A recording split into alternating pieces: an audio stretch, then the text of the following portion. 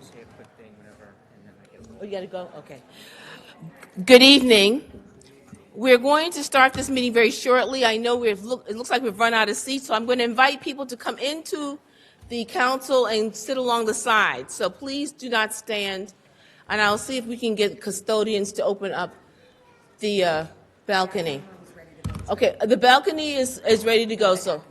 The Ackerman, okay. So we do have an overflow room. The Ackerman room is the room that's in the hall on your left, so you can hear and see the proceedings. So do not stand now unless it's your inclination or interest to stand.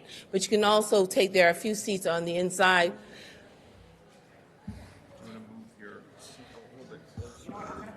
There's a sign-in sheet, so there will be public comment.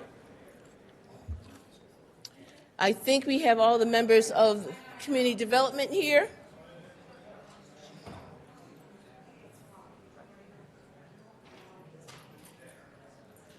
Ready to rock and roll? Yeah. I've been told by the deputy clerk that the gallery doors are open. You can either walk or take the elevator to the 4th floor. Thank you. You could have told me that on the other side of the aisle. A quorum of the Housing Committee of the City Council being present, we will now call this meeting to order. I'm Denise Simmons, co-chair of the Housing Committee, and I'm joined here with my my colleague, who's also co-chair of the Housing Committee, Councilor Sumbul Siddiqui. I will read the call of the meeting without my glasses, which is as follows. The Housing Committee will conduct a public hearing to continue discussions on the affordable housing overlay. Good evening. There's a sign-up sheet where this young lady is standing from CDD. So please, we will have public comment. So please sign up if you'd like to speak on the record. The Housing Committee, as I said, shall meet to continue discussion on the Affordable Housing Overlay District and other related matters. Tonight, the Housing Committee is meeting to continue our discussion on the proposed Affordable Housing Overlay District, which is something that has been a long time in coming. This is something that this committee first identified April 2018 as a topic we wanted to delve into. Although the idea, and this is important tidbit, although the idea actually goes back even earlier, back to when Brian Murphy, who was the head of the Community Development Department and former colleague of the City Council, he worked on it for several years. So this goes back, I would say, almost to 2014. But around 2018, we specifically asked for language to be put together that would allow us to discuss and debate the idea of an affordable housing overlay. Initially, it was my hope and expectation that we would have some draft language in front of us prior to last Thanksgiving. In our earlier meetings this year, one of the things that we asked for was a timeline that would kind of give us a sense, guide us when the overlay would be before us for public conversation, for committee debate. We were told then it would be sometime in November. That date is come and gone. However, we're still here and committed to having this conversation on the overlay. And while we must all take a little ownership over the fact that this process has unfortunately been delayed, and we're just opening the discussion now, this by no means means that for over half of a year, members of the committee have not been left to do nothing. Because we do have some language which you have before us, but for the most part, we've had to kind of fill in the blanks because we have not had no concrete material to work with. We do have that this evening. So whatever people might imagine the overlay might be, we now have some concrete document, a concrete document from which to work.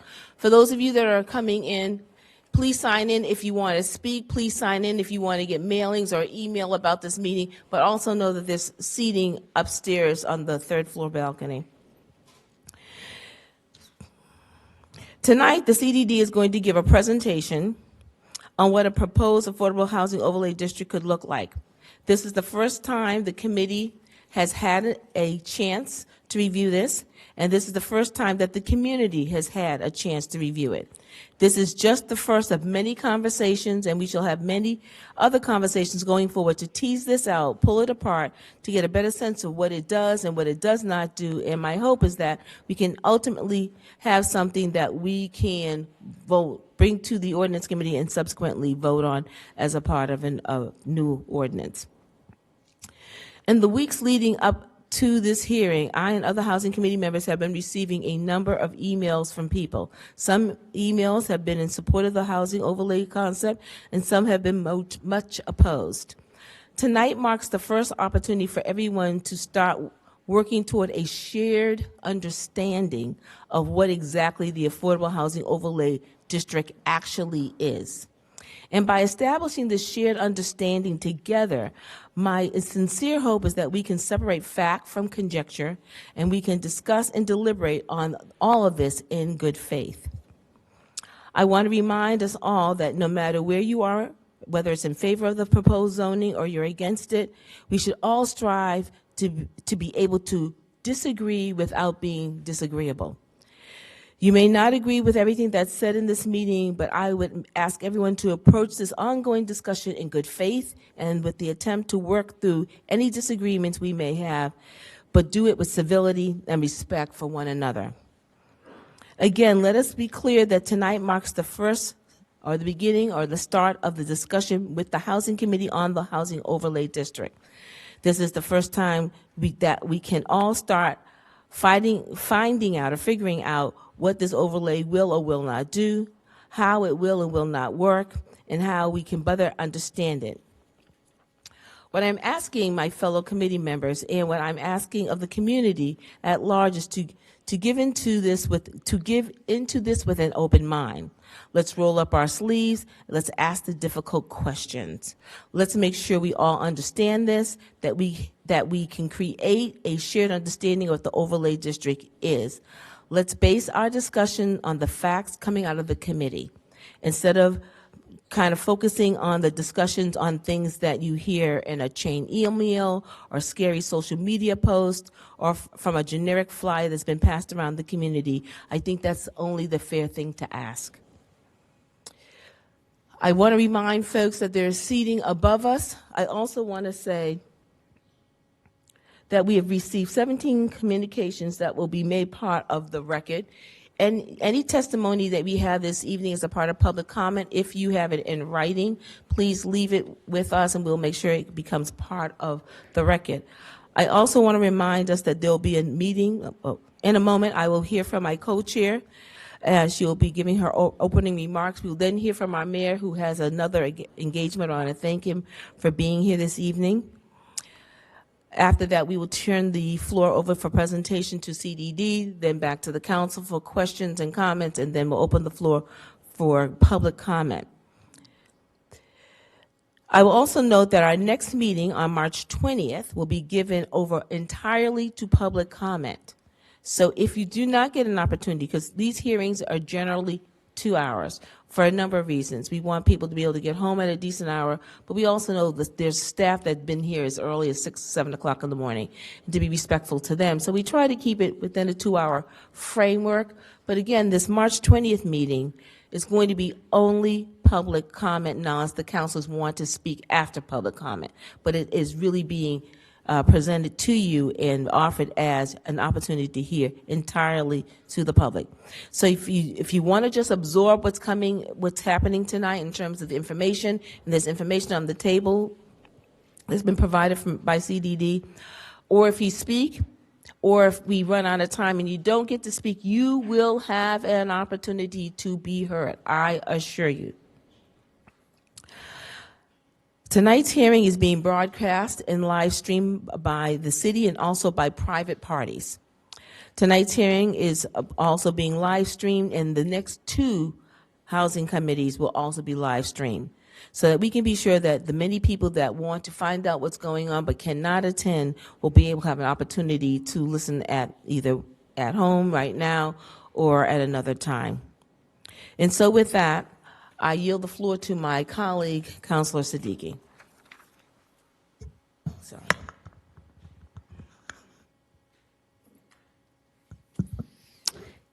Hello, everyone. Thank you so much for being here tonight. I concur with my co-chair, Councillor Simmons. I look forward to the questions from the committee members and to have a thoughtful and respectful discussion on the matter. As many of you know, I've been able to benefit from living in affordable housing, first in North Cambridge and then in East Cambridge. I wouldn't be here without it. Our number one goal as a council is to increase access to housing for all income groups. How have we done that? And how do we continue to do that? We've approved zoning in Central Square, Masson, Maine, and one of their projects, Union House, a 4-story, 23-unit building on 47 Bishop Allen Street Drive is starting to lease. And I checked online today, and a 1-bedroom, 1-bath, 656 square feet apartment is starting to rent at over $2,900. So I say that because what we discussed today are not building units at those prices. Our goal is to build 100% affordable housing units. And so the goal is different here because affordable housing developers like Homeowners Rehab and Justice Start do face the most stringent requirements to acquire and develop housing and also face significant challenges. In CDD's presentation today, we will see some of those examples. At present, the number of individuals and families waiting for housing across all of Cambridge Housing Authority's waitlists is over 19,000 people. This includes public housing, CHA-owned units, Section 8, and single-room occupancy units. And about 34% of those waiting have expressed a preference on their application. So they're living or working in Cambridge. So, yes, I don't think any amount of building we do could meet this demand. Demand isn't being met for market rate housing, let alone affordable. But how are we increasing access to low, moderate, and middle income families? I see this zoning as an opportunity to think about how we level the playing field. And that requires making compromises and coming up with resources and questioning how we're going to get there. And that's why we're having committee hearings. We're not in ordinance right away. We are having committee hearings to discuss this. And, you know, there's been a lot of commentary online, emails, and I want to discuss it briefly. There's been a lot of statements about, oh, are we going to have another Fresh Pond Ridge Tower apartments in some neighborhoods? Oh, those are ugly, those buildings. No, we can't have that. And, you know, I just want to say I don't appreciate those statements that have called my former home ugly, because I grew up there and they are people's homes. And yes, we don't build affordable housing that way anymore, but even so, that's besides the point. Please refrain from making assumptions about the needs, wants, and desires of those who would benefit from the creation of affordable housing in this city. I'm sure others who share my experience of growing up in affordable housing would agree that we prefer not to have our experiences appropriated and misrepresented in any way. And this will be a tough conversation. These are going to be difficult conversations, but as a council, we're ready to have them. We appreciate the public comment, and we would really appreciate to have a thoughtful and respectful discussion above all, because we know we're not going to agree on everything. That's why we have a council, that's why we have democracy, but we can hopefully get somewhere. And so that's why I'm excited that we have a series of conversations coming, and I look forward to the discussion. So thank you.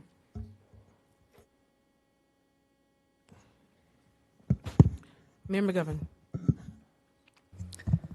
Thank you, Madam Chair, and thank you, Councillor Siddiqui and Councillor Simmons, for your opening comment.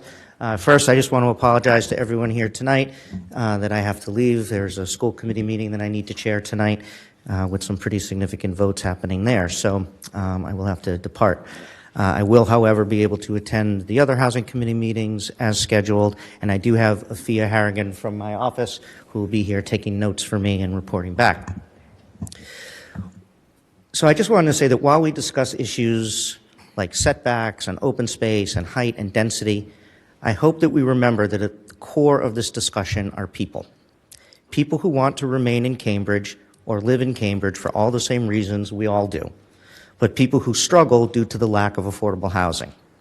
People who are valuable members of our community and help make Cambridge the diverse community we all say that we love. As I've stated before, current zoning makes it virtually impossible for affordable housing to be built in certain areas. Although we don't have policies that explicitly segregate people, we have zoning that essentially does just that. I'm hopeful that we can work together to draft an overlay that addresses concerns, but that makes it financially viable for more affordable housing to be built throughout our city. I believe that making neighborhoods more inclusive and more vibrant is actually a good thing. And I hope that we're willing to not just talk about our commitment to affordable housing, but take important action to really make a difference. To CDD, and as the mayor, there you go, old habits.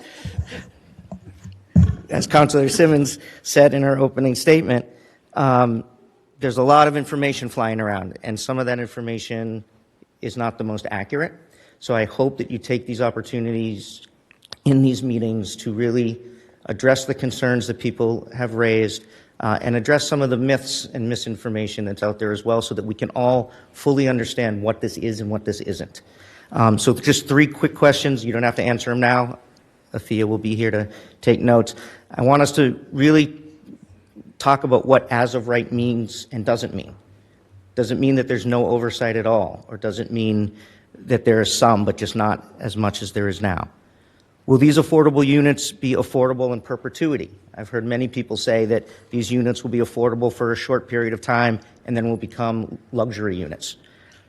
We need clarification on that. And I've heard many people connect the overlay with Envision and say that the overlay is going to lead to a 25% increase in population in Cambridge.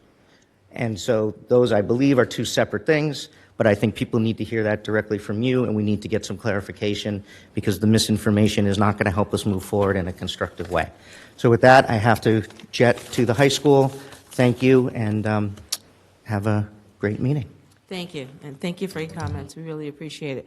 The other thing, I thank you, Mayor, for making those remarks. The other thing I wanted just to mention, what you have before you or what's on the table is not the ordinance. It is, I would say, a framework. It is a framework. So not only does the council, but all of you get to get clarity, ask questions. And when I say ask questions, when we do public comment, we will not do back and forth, but we will take down any question that you may give, and then we'll try to send that back by way of some general email through the Office of the Deputy Clerk. So if you have a question, you can put it out there. We will take it down. We will not be giving back and forth, except for the council will certainly be able to do that. Having said that, let's go briefly around the table so everyone that's here may be identified to those who are there, and then we'll turn it over to the Community Development Department. To my right is my co-chair. Sarah Stillman, aide to Councilor Siddiqui. Paula Crane, Deputy City Clerk. Jan. We will do that, but please don't yell out. I appreciate that, and I will do all I can to observe to make sure we speak right into the mic. And I'm the greatest offender when it is not speaking loud enough. Jan Devereaux, Vice Mayor. Quentin Zondervan, Cambridge City Councilor. Nancy Gloa, City Solicitor. Jeff Roberts, Director of Zoning and Development. Iram Farouk, Assistant City Manager for Community Development. Chris Cotter, Director of Housing, Community Development Department. Bill Tibbs, Affordable Housing Trust. Peter Daly, Cambridge Affordable Housing Trust and Homeowners Rehab. Cheryl Ann Pizzazioli. I'm a member of the Affordable Housing Trust. Alana Mallon, Cambridge City Council. Dennis Carlone, City Council. Neil Alpert, Office of Councillor Simmons. Thank you. The floor is now yours. Madam Chair, Oh, I'm sorry. Tim Toomey. Councilor Toomey, I did not see. My apologies. Councilor Toomey. And I also see we have with us our city manager, Mr. excuse me, Mr. Di Pasquale. I also think we have with us former Mayor Henrietta Davis. I want to thank you for being here. I saw her, and I also see former City Councilor David Sullivan is also here, and I want to acknowledge their presence. Thank you, Madam Co-Chairs. It's a pleasure to be here today to talk about an item that we have been working on for a very long time, as the co-chairs alluded to. We have a few items here that we have put on the table in front that is just to be, you should think of as background information in support of what we will be discussing today. There is a blue sheet like this that is an infographic that tries to explain the basic concepts behind an affordable housing overlay. And it answers part of the question, one of the questions that the mayor asked, which is what is affordable housing and what are we talking about? Is it affordable for a certain period of time or in perpetuity?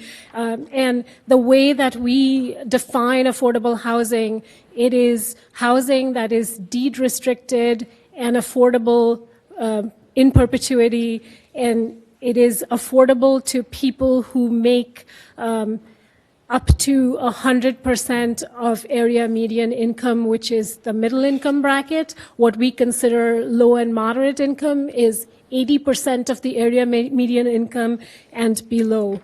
We also have a map that shows, it's this orange map that shows the distribution of affordable housing units across the city today. So this is what is built and in existence right now, and it gives you a sense of where affordable housing currently is located.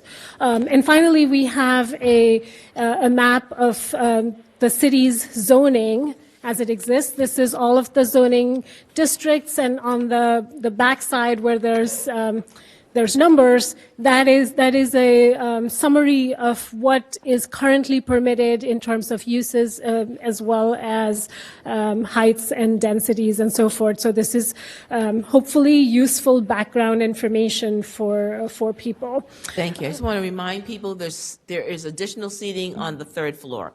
You can take the elevator or the stairs. There's ample seating for those that don't want to stand, and there's also, you can watch with the proceedings in the Ackerman room, which is off to your left in the hallway. Thank you.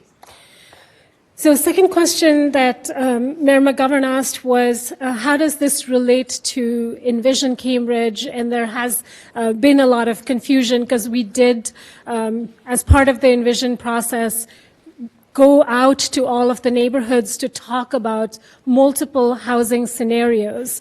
And we evaluated what growth might look like under each of those scenarios. One of those scenarios included an overlay district, a citywide overlay similar to what we are discussing today. Another version discussed increasing increasing density for market rate projects that have larger component of affordable units than is currently that is currently required under inclusionary zoning. That is the scenario that reflected an increase of approximately 25% in the city's population. That is different from what we are talking about today. As we looked at build-out and what the increase in population would be, looking at the overlay, we did not envision any significant increase in the population as a result of adoption of an affordable housing overlay. So this would be almost steady. there is natural changes in population in the city, and that would not be impacted by this. So that would continue and is impacted by market rate development. So this is very much focusing on affordable housing projects that are 100% affordable, built by folks like Peter and others who are important community development corporations or nonprofit agencies who are focused on developing housing units for people who are low, moderate, and occasionally middle-income folks. So that's by way of background. Councillor Simmons set the stage with a lot of the history related to this, and this idea of affordable a citywide affordable housing overlay did come up in discussions in 2014 and 2015 when my predecessor, Brian Murphy, was here, and concluded around the time that we lost him. And we have since then been working on a suite of changes to the city regulations that impact and allow increase in support for affordable housing. And just as the screen went blank, I'm ready to transition to our housing director, Chris Cotter, who is going to talk a little bit to set the stage with what some of those changes that we have adopted between 2015 and today. And so this is part of a series of interventions. We shouldn't think of the affordable housing overlay as something that solves every problem. It's one tool in addition to what we've been doing already, and then it's part of the continuum, and there will be more work to be done going forward in the coming years. So with that, Chris Cotter. Thank you. Thank you, Madam Co-Chairs, members of the committee. Happy to talk with you about the idea of this, a little bit of the background, and to share some of the detail that we've been working on. We appreciated the last discussion that we had with you all in November, where we talked about some of the trade-offs and some of the work that we were underway with to flesh this out, to move it from an idea into concept and to really get into a lot of the detail. As Aram noted, in the Envision process, we were able to advance this and with the help of the Envision team look at really what was needed when we look at looking at creating new affordable housing. And so since that time, we've been able to move forward and look more at the detail, and we're happy to present that here. So I'm going to briefly walk through where we've been, the process that we have gone through to get to this point, some of the rationale and reasoning behind this that we've talked about in the past, certainly with the committee, and also through the Envision process, I should say. We've also had long discussions with the Affordable Housing Trust and really have used them as a sounding board, where we're talking with them regularly about what it takes to create new housing in the city, and in particular some of the challenges that we see and the frustrations that we have had in trying to use the city resources to add to the affordable housing stock. So just to frame the discussion, and I think members of the committee, you have seen this, but going back to 2015, the council at the time challenged the administration to report on what it would take to create 1,000 new affordable units by the end of the decade. And so we said it would be very difficult, but did come back with a number of ideas to look at that would need to be considered to really help us if we wanted a realistic shot of creating that increase in the affordable housing stock. I should say there are now about 8,000 units that are affordable, subject to deed restrictions in the city, so that would be a pretty significant increase in that stock. And we laid out in a memo, I think, from Brian Murphy to you a number of strategies, kind of starting with those that we most impactful and going from there to some of the new things that we would need to consider. The first thing was to maintain the annual allocation of CPA funds, which has been the bedrock funding that has allowed us to be very active working with the affordable housing developers. We had at the time just finished an update to the Nexus study looking at the incentive zoning ordinance. This is the ordinance, as you know, that requires non-residential developers to make contributions into the Affordable Housing Trust to fund affordable housing preservation and creation. So we had a recommendation there to increase and to revise that ordinance, which was adopted in 2015. We're now underway with a reevaluation of that rate and that mechanism. We also recommended looking at the inclusionary ordinance as we were at the time just launching a study to re-examine that. We have now finished that study and have revised the inclusionary ordinance. And among other things we included in this list was the idea of looking at zoning as a tool to create more of an incentive, more feasibility in creating new affordable housing, particularly in areas of the city that have fewer affordable opportunities, and to really look at the approval process, to look at the barriers that exist there and some of the challenges for affordable housing developers through that process. At the time, we were coming off a time in which 3 of the last 4 new development projects that we had advanced with the affordable housing developers had been tied up in court with appeals to their discretionary permit approvals from the planning board or the BZA. So the idea of looking at zoning was something that we thought would be helpful. And as we noted, now we've been able to get some more focus on that through the Envision process, and now over the last couple months put some more details to that. So that's where we are today. Just by way of background, just to make sure we all understand what we're talking about when we talk about affordable housing development that is funded by the city. We are talking about development that is typically done by nonprofits or public agencies. We are working with 4 developers right now using city funding to create affordable housing. The Cambridge Housing Authority, nonprofit organizations, Justice Start and Homeowners Rehab, and 1 private developer who has finished 1 development and is about to break ground and begin another one in Porter Square. These developers all compete and apply for funding here as well as from other public agencies. The funding is limited. I'd say that the funding limitations at the state level are probably more significant than what they are here.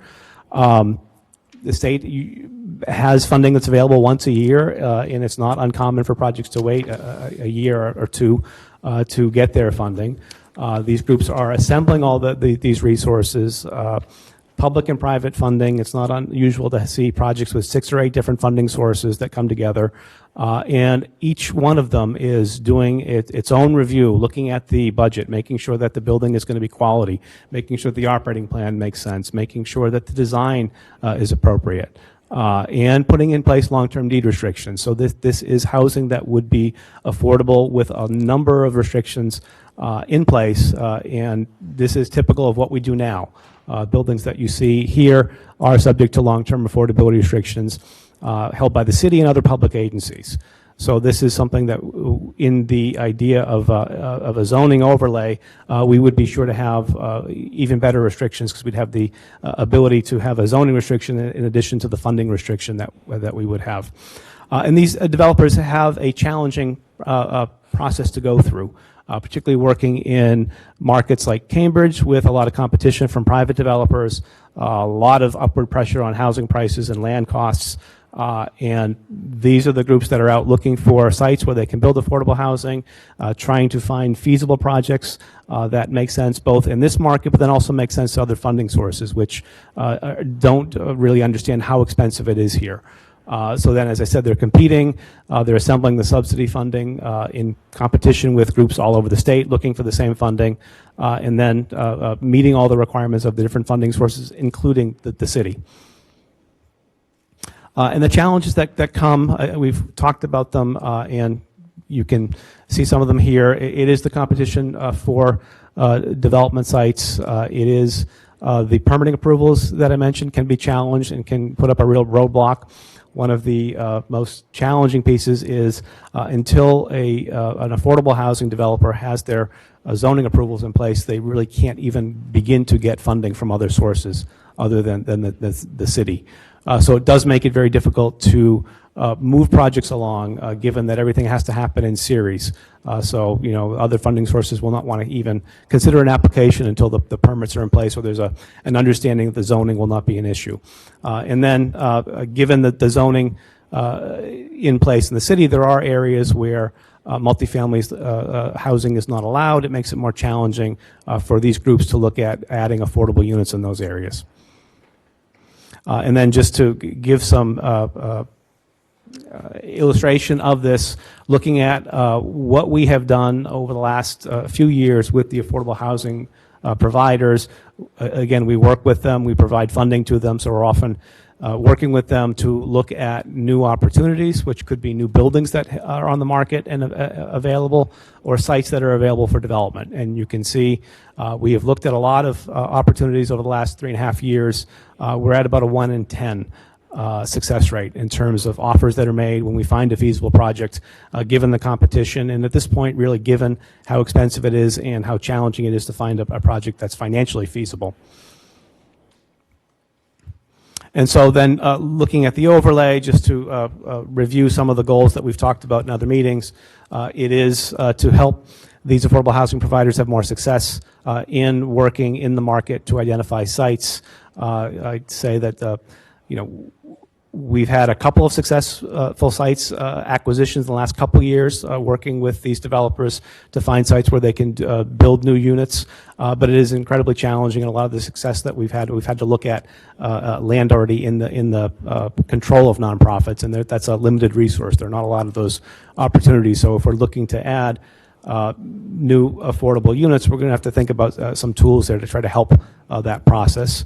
And then to look at the distribution to the extent that we can unlock areas where adding affordable units becomes more financially feasible. That's something that could be achieved through the overlay, looking in neighborhoods where we see fewer affordable opportunities, and then looking at the permitting process to see are there ways that we can make it more predictable? Can we make it so that it's a little easier for these groups to do things in series where they're proceeding with their design, doing a community review, and also getting in line for state funding without the please don't come back, please don't apply until you have your permits in place.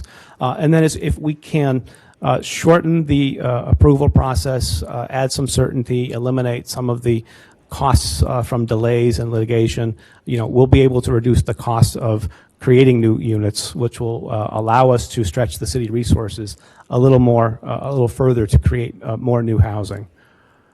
So I'm going to stop there and turn it over to Jeff, who will walk us through some of the detail that we've been talking about. Thanks, Chris and Iram. Thanks to the co-chairs and the committee. Keep your voice up, please. Speak right into the mic so everyone can hear you. Keep Can your you voice hear? up. Can you hear me now? I can hear you. Okay. Can everyone hear him in the back? Very good. Great. Thank you all. Happy Mardi Gras. Let's talk about zoning. There's zoning and there's not zoning to start off with. I'm going to go through this somewhat quickly, and we can always go back and cover anything. Zoning is really about land use writ large. It's about the type and scale of uses that are allowed on land in the city.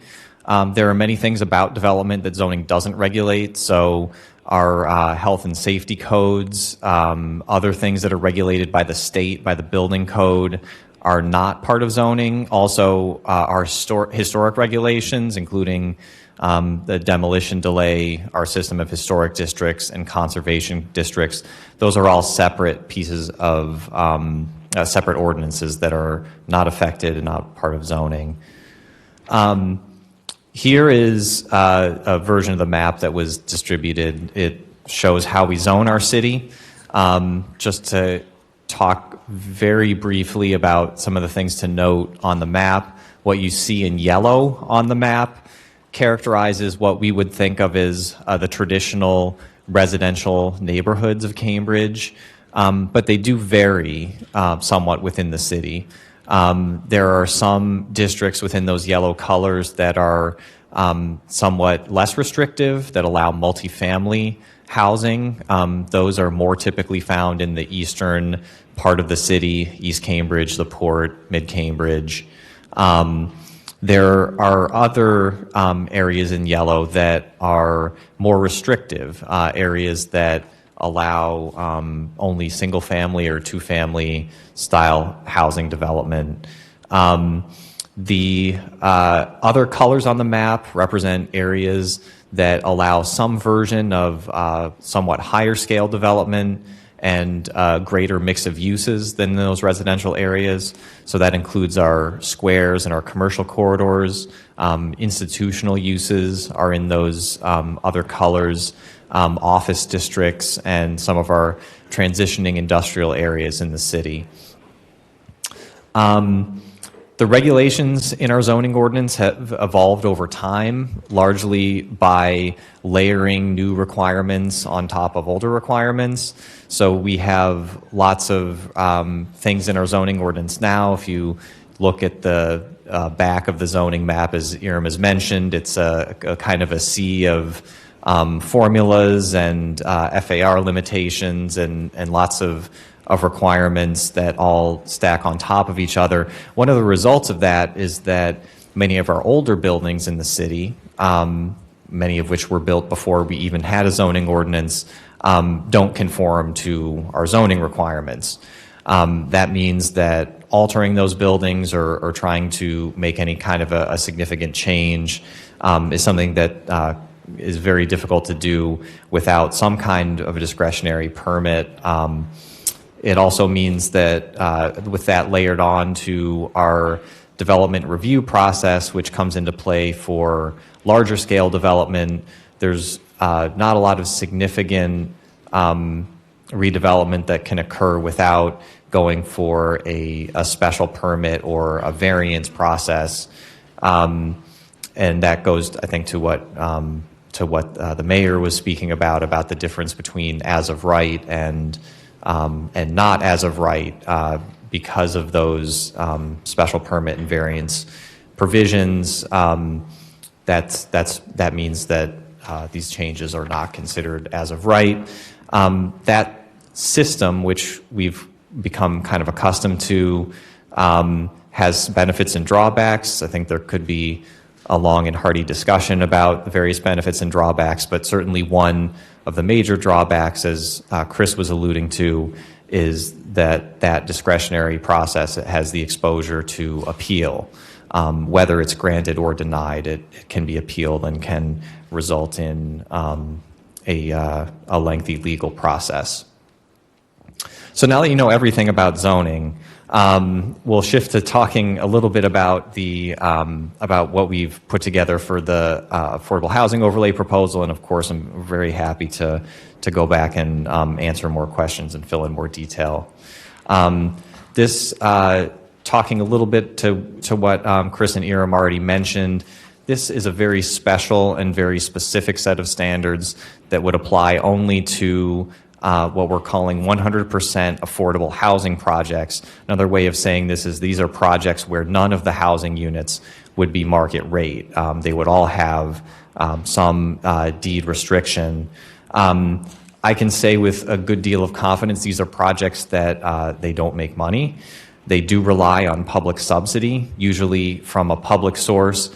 And so when we're looking at just the scope of these provisions, the number of projects that would be subject to these would be limited by the amount of subsidy that's available to actually develop the projects. The first part of the overlay framework that we're discussing would deal with existing buildings. So again, as mentioned, many of our existing buildings don't conform, which makes the conversion or alteration of those buildings very difficult. The concept would be to make the existing conditions for these existing buildings conforming and to allow conforming additions to be made with the goal of incentivizing preservation. And I'd note again that this wouldn't affect historic protection ordinances, which are different from zoning. The next part of the approach would deal with new construction, and what we're proposing is a form-based approach. This is something that is different from what we're used to in Cambridge. It's an idea that's somewhat catching on in the planning world, particularly I think when it comes to looking at development of new housing.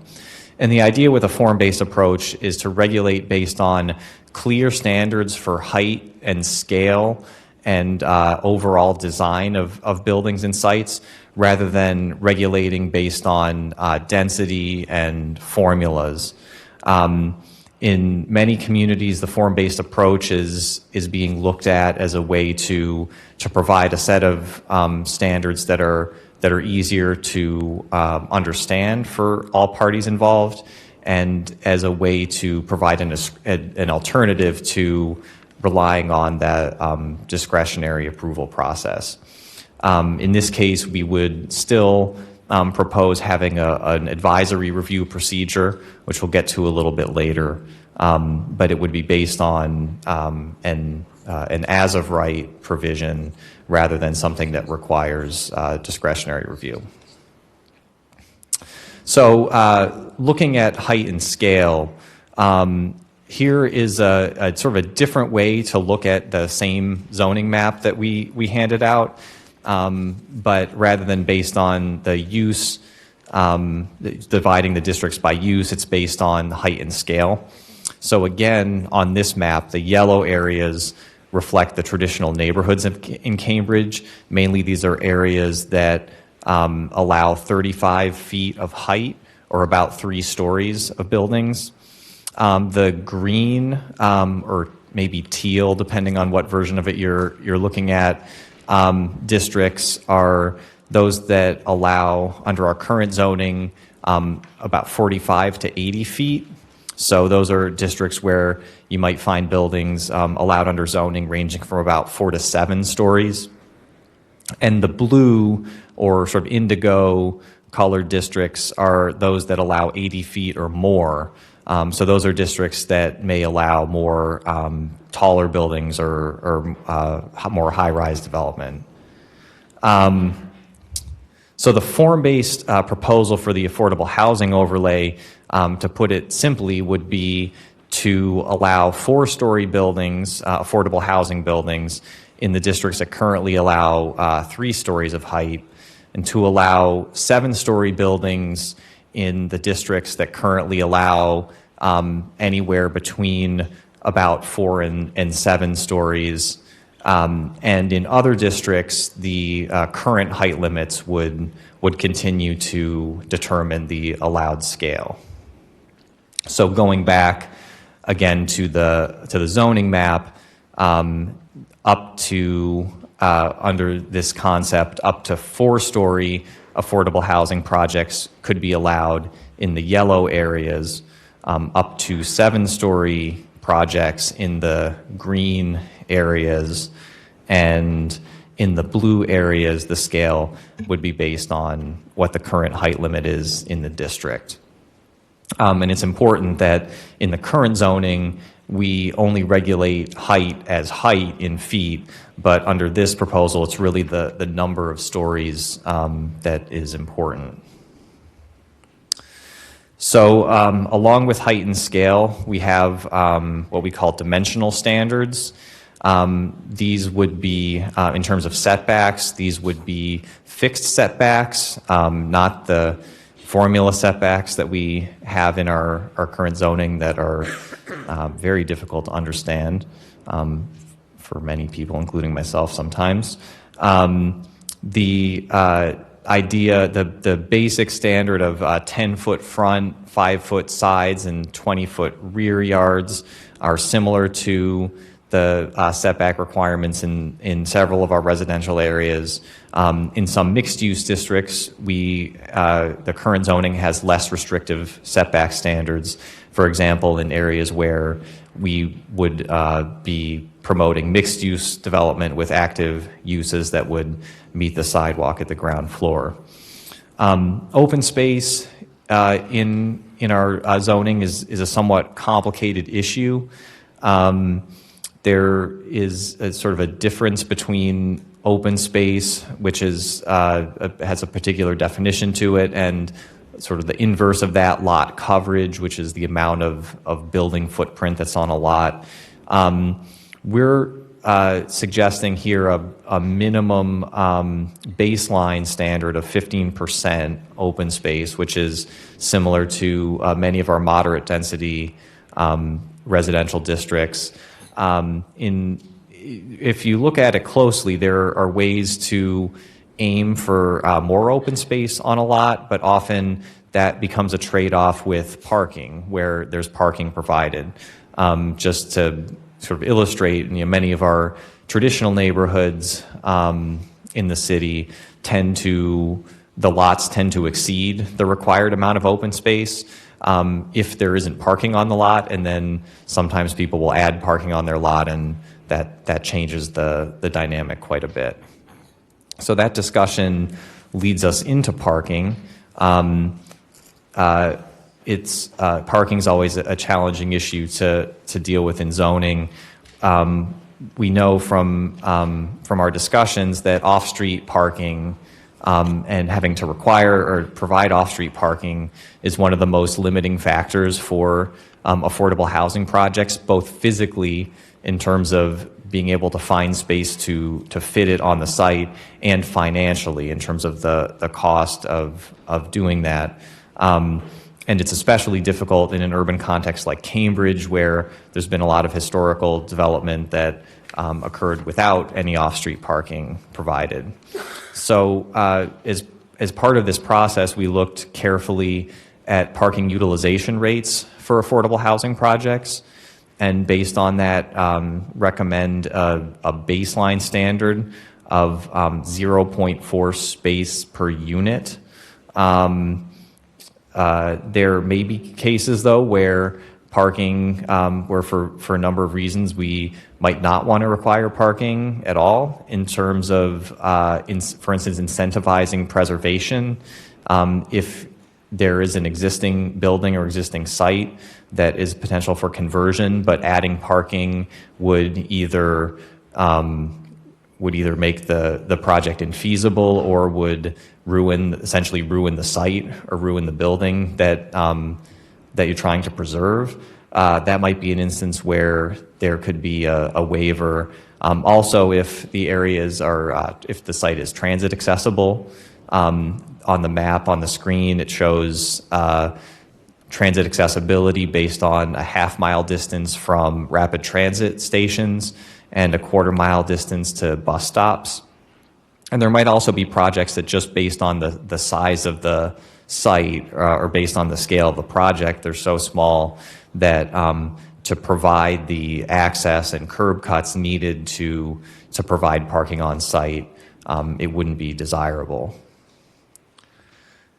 So then we get into some of the design standards. So these are just as a list of some of the general provisions that we have standards for in our current zoning ordinance. In many instances, these are standards that can be modified or waived through a special permit process. They tend to represent our citywide urban design objectives, which have been developed over a number of decades and kind of formalized and articulated in our zoning in 2001 during that citywide rezoning, meant to promote a more urbanistic and pedestrian, bicycle, and transit-friendly mode of development. So for this overlay, we would want to develop from that a set of standards that would work for specifically for affordable housing projects without needing to be modified through a special permit process. And environmental standards, again, these are standards that we currently apply to development. It's actually interesting with affordable housing projects because I've found that they often tend to perform very well when it comes to sustainability, even compared to market rate projects. So we have standards that we would apply, and I think many of you on the committee are aware that we're continuing to discuss environmental standards, particularly as they have to do with resilience and climate change. So finally, the design review process for projects under this affordable housing overlay would be modeled after advisory review procedures that we currently have in our zoning ordinance in Article 19. The main difference being that it would go to the, it would, rather than be a community advisory procedure, which is often what happens, it would be a procedure that would go through the planning board. It would incorporate a community engagement process, as is typical for projects that go to the planning board, and the planning board would review it as part of their public session. Instead of that process ending with a special permit decision, the planning board would issue a report that would include comments and areas for improvement. It's actually similar to what the planning board currently does when they're reviewing projects through the comprehensive permit process. But in this case, the proposal would be for the report to go to the staff and to the Affordable Housing Trust to review and consider design changes that would be appropriate based on that feedback. So this is just the last piece is an overview summarizing the major elements that we've put together as part of this affordable housing overlay. We're happy to hear your questions and feedback. Certainly, there's some amount of detail to be worked on. In zoning, it's always important to establish the main concepts, and then the details are things that are the pieces that get built around it. So, thank you very much. The floor is open. Pleasure of the council, committee, excuse me.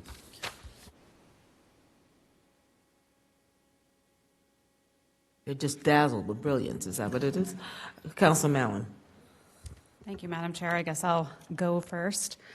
Thank you for that presentation, and thanks to the co-chairs for your opening remarks. I appreciated them very much. So for the staff, I guess there's been a lot of questions from the community about this process and about this proposal, and so I'm going to try to ask a few of them here, and I'm sure people will have their own public comment, but I also have a lot of questions.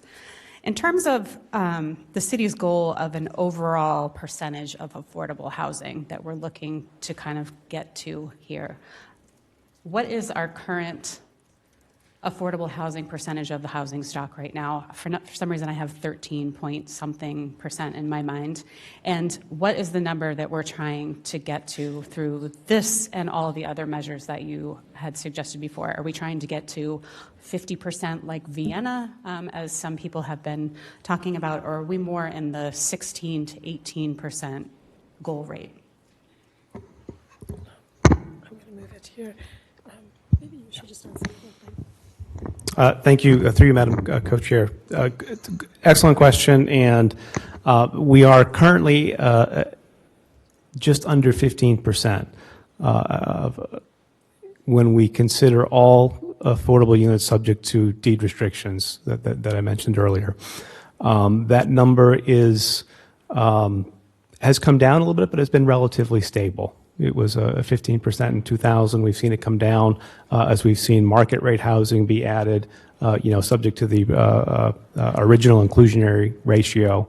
The goal that we have talked about through the Envision process, I know we're just finishing the Envision plan, but we do have indicators that we've talked about with the Envision Housing Working Group, and the recommendation there was to create 3,125 affordable units by 2030.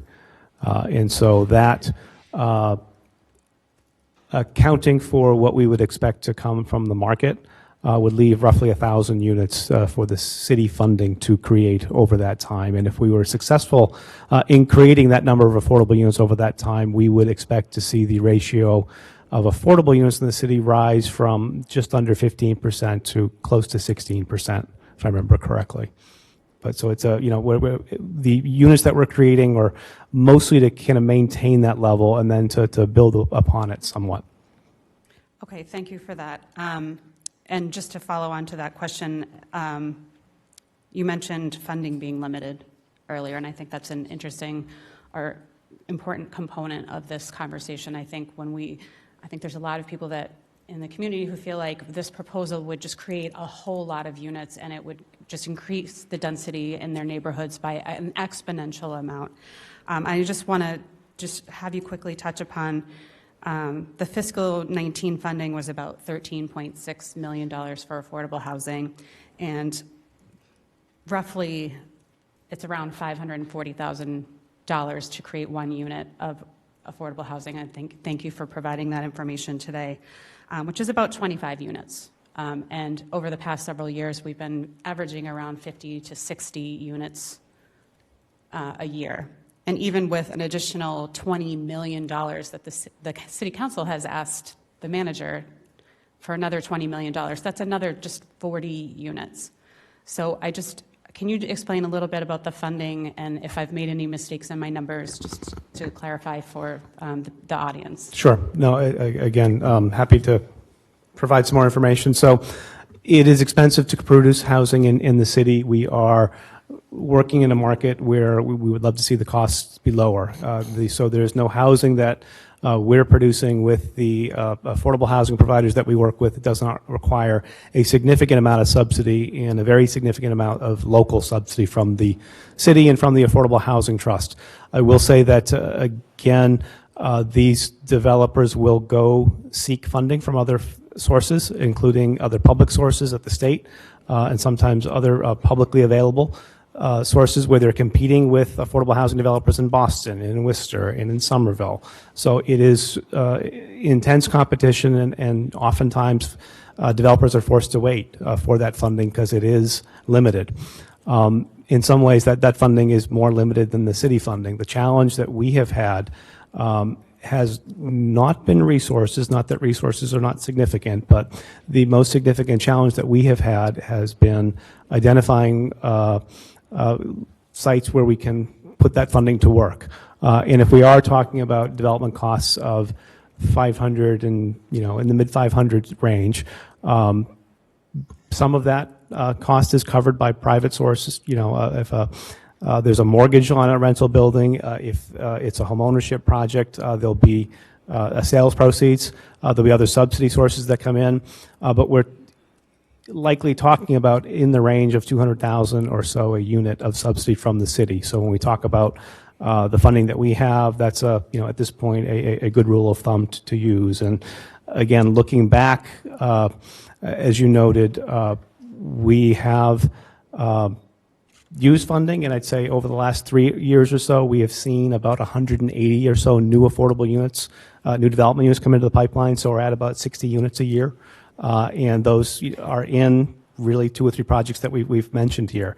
The Concord Highlands development that's under construction now on Concord Ave is 98 units. The Frost Terrace project that we're expecting to begin construction this year in Porter Square is 40. And those are really the success stories where we've been able to work in the market and identify sites. And so the idea here is to improve upon that, help us look at sites that are now not available. There's another site that we looked at that is a kind of a similar site to the site that we looked at in Porter Square, where an affordable housing developer proposed or was looking at a site and had the idea that even doubling density and making an offer based on that was not successful. They made a very aggressive offer. We thought it was crazy, given what the market was, and it was still not enough. So that's what these guys are facing as we look at more sites that don't pan out than do. All right, thank you for that. And it's interesting you bring up the Cambridge Highlands project and the Frost Terrace. I was looking at sort of the units that have been built since 2007, and the majority of them are in the Port neighborhood. Some of them were in Cambridgeport, and some of them are right here in Central Square, but the majority, over 60%, are in the Port neighborhood. So it's nice to see some of those moving in different parts of the city. I also wanted to ask, there's been a lot of conversation about what does in perpetuity mean. And I think a lot of people are concerned about this because there's been a lot of talk about the expiring use at Ringe Towers, and that there's a real fear that we will create all these units and then 20 years from now, 30 years from now, they will go to market rate housing, and we haven't done the thing that we've said we want to do. Can you explain the mechanics of what in perpetuity means, how it is, does it end? How do the mechanics work at the city level, if there's a covenant, or at the state level, what those mechanisms are? Briefly. I'll do this. I'm looking at the city solicitor who can correct me if I'm wrong. So I will give you kind of the layperson's overview and then defer to the city solicitor if there's any clarification that you'd like to make. But when we're talking about the housing that the city is funding, we are putting in place long-term permanent affordability covenants that are signed by the owner and remain in place based on the funding that the city or the Affordable Housing Trust is putting into a development. Not uncommon for the projects that we're talking about, the example of Concord Highlands or the one in Porter Square, to have multiple affordable housing restrictions held by different public agencies. There are, maybe private entities that also restrict them, given some of the tax credits that come in. So that's one class of restriction, and we're putting that in place because we're a lender to the project. So we are funding the project. We are working with the other funders, putting our restrictions in place. So that gets us restrictions that are designed to be permanent, so they'll be in place. What we're looking at here, where we're talking about zoning, I think would be even a little bit better in terms of the restrictions that we would have, because we would, of course, continue to have the restrictions that come from the funding that we would be putting in place, but we would also look at the zoning requirements, which would also require that all units be affordable and remain affordable. And so we would likely look at this more like we look at restrictions in the inclusionary program, which are zoning based, and notwithstanding what's happening with other funding, the zoning is the zoning, and if there's ever an issue, there's a zoning violation that's enforceable by the city in addition to the contract that's in place, that the covenant that's on record. So in some ways, we would be able to get a kind of a better restriction from coming at it from both the zoning perspective and the financing perspective. Okay, and then my last question, I think, has to do with the planning board and how much community engagement there would be around the urban forum. I know that there's been a lot of concern, I share them, around how much process there will be able to be, how much say the planning board would have to say. So I just wrote down what you said. So the planning board would have a process with community engagement and a public session, and at the end of that process, no special permit would be given, but a report would be given to staff and the Affordable Housing Trust on any design changes made on that feedback, ostensibly from both the planning board and the public comment that they had heard, particularly if there were abutters, et cetera. Am I understanding that correctly? And if maybe you can just explain the process, because I don't think I quite understood it, and maybe everybody else understood it perfectly, but if you can explain it. Through you, Madam Chair, the planning board does design review, typically of special permit projects, and they also look at affordable housing projects that are actually going to the Board of Zoning Appeals for comp permit, but they do a design review of those as well. And they are reviewing the projects. First of all, they have a public hearing where they hear testimony, so there's an opportunity for abutters, neighbors to present and express their concerns, which feeds into then the board's evaluation and their final comments on a project. They then express what they would like to see changed. In a special permit project, they are the final decision makers for that discretionary permit, but they often then say, here's what we want to see, and now CDD, urban design staff, go on and have continuing design review. A lot of iterative conversations then happen between staff and developers to keep refining the project based on what the planning board has expressed. In instances where they are making comments that are going to another board like the BZA, they put together a report. They often still suggest that staff continue to have those discussions because we are essentially the the agency in the city that has design staff to support that design development. But the final decision rests with the BZA, for instance, in 40B projects. In this instance, what we envision is that there will be the same kind of public process where the community will have an opportunity to provide their input. There will be public comment. The board will hear that, and based on their evaluation as well as what they hear from the public, they will put together a series of recommendations which they will forward to both the Affordable Housing Trust and to staff the way that they typically do for continuing design discussions and refinements. So staff will continue to work with the developers. The concern that we have heard sometimes is that where is the leverage, because there is not a discretionary permit which might get denied. But as Chris mentioned, the majority, well, not even the majority, all of the projects that go through that are 100% affordable require funding from the trust. And so the trust has an important role here. And I think the trust members will probably speak for themselves as we go along, but they have an interest in good design outcomes to ensure that, first of all, the projects that are being built are great places for people to live who are going to be there, but also to ensure that there is a good fit with the rest of the community, so we're not creating a terrible backlash against affordable housing. And this is the trust's mission, is to make sure that they are able to have additional affordable housing and continue that development. So they have an interest in making sure that the design outcomes are positive. So with those two entities then would be responsible for taking the planning board comments and continuing to work with the developers to refine this. We do this now on every single affordable housing project, and we'll continue to do that under this overlay scenario. Thank you. So the difference would be that the discretionary process can be appealed legally and the design process cannot, but it's pretty much the same process up to that point. Okay. I just want to say that I think one thing that's missing from this conversation is this idea of middle income, the idea up to 120% AMI. I'm going to yield the floor at this point, but I think it's a part of the conversation that we really need to be having as we're discussing this. So thank you very much. Thank you, Councilor Mallon. Councilor Carlone. Thank you, Madam Chair. Since Councilor Mallon ended with expanding middle income, I totally agree with that.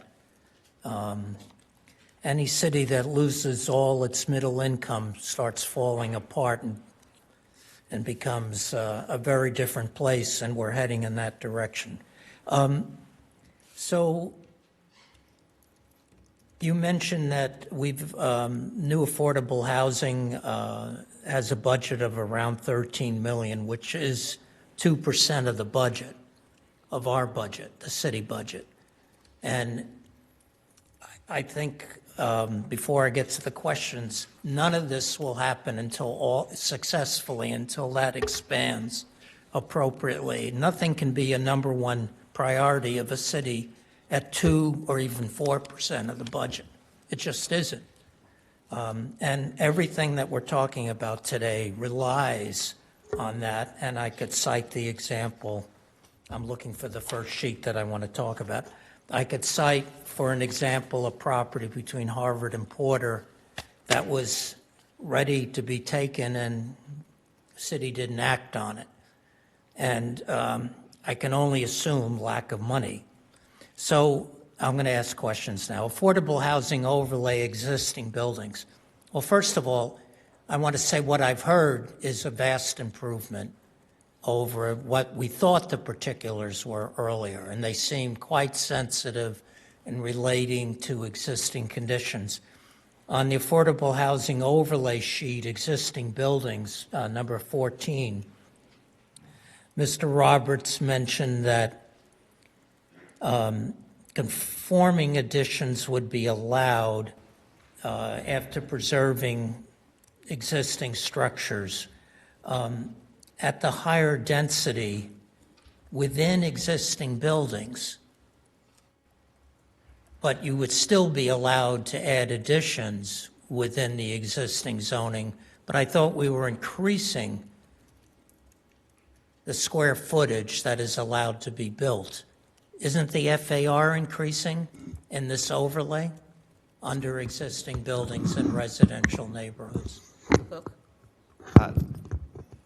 Through the co-chairs, yes. The general idea, again, it's a little different from what we're used to, but with the form-based approach, we're not regulating based on density, regulating on the form of the building. So given the built form that you're allowed either, through some combination of preserving the building and adding to it, then you can build in the number of units that's appropriate based on that. That's right on the money. That's 100% correct way to do it. So the earlier presentation showed the possibility of knocking down buildings in a neighborhood. I'm talking about a 2.5-story house or triple decker, and building something significantly bigger. That is not what's being proposed now? Mr. Roberts? Again, page sheet, that one, yes. So the overlay proposal would allow preservation, and it would also allow new development, so allow new construction. So it wouldn't necessarily be it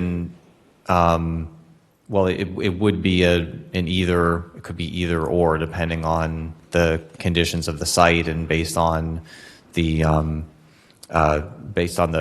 preservation sort of character of that site. So it could be new construction or preservation or a combination of the two. At the same size of the building that you're knocking down, or double, or is it the previous? I'm very confused now.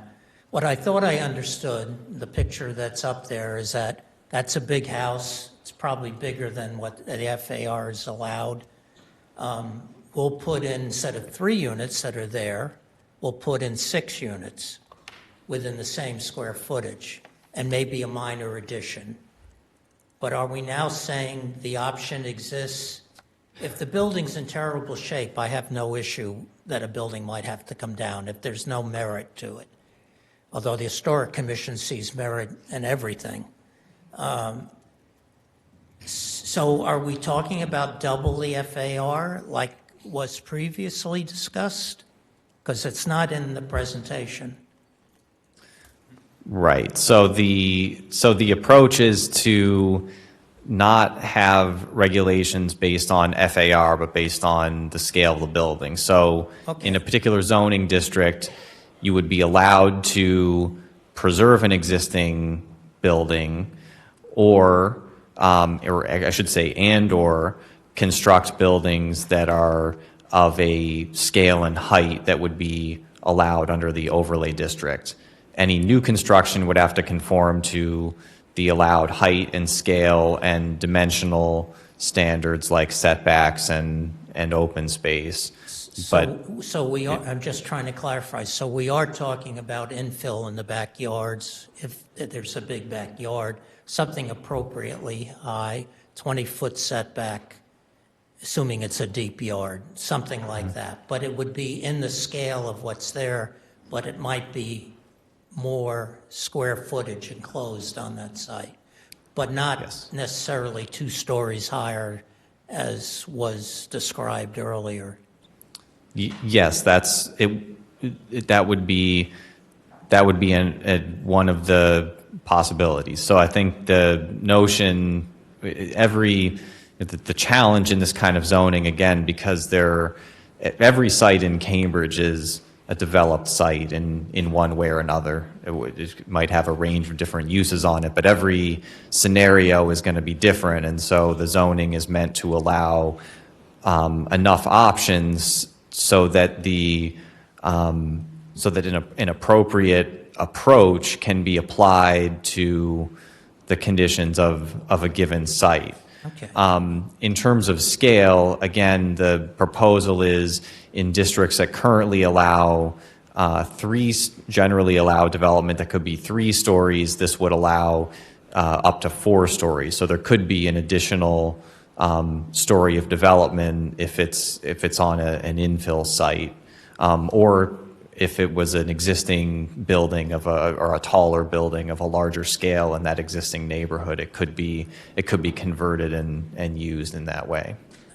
I would suggest when you get to it, you're going to have to show examples of what this is for everybody to understand, and so we all can buy into it. I'm saying it from a positive point of view.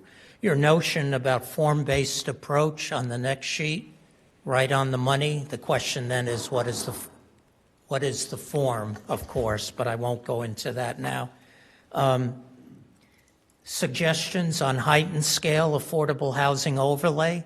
When you're in an existing neighborhood, even if it's a 4-story building, if it's a slope roof at the top, it will fit in a lot better than if it's a flat roof that's added on.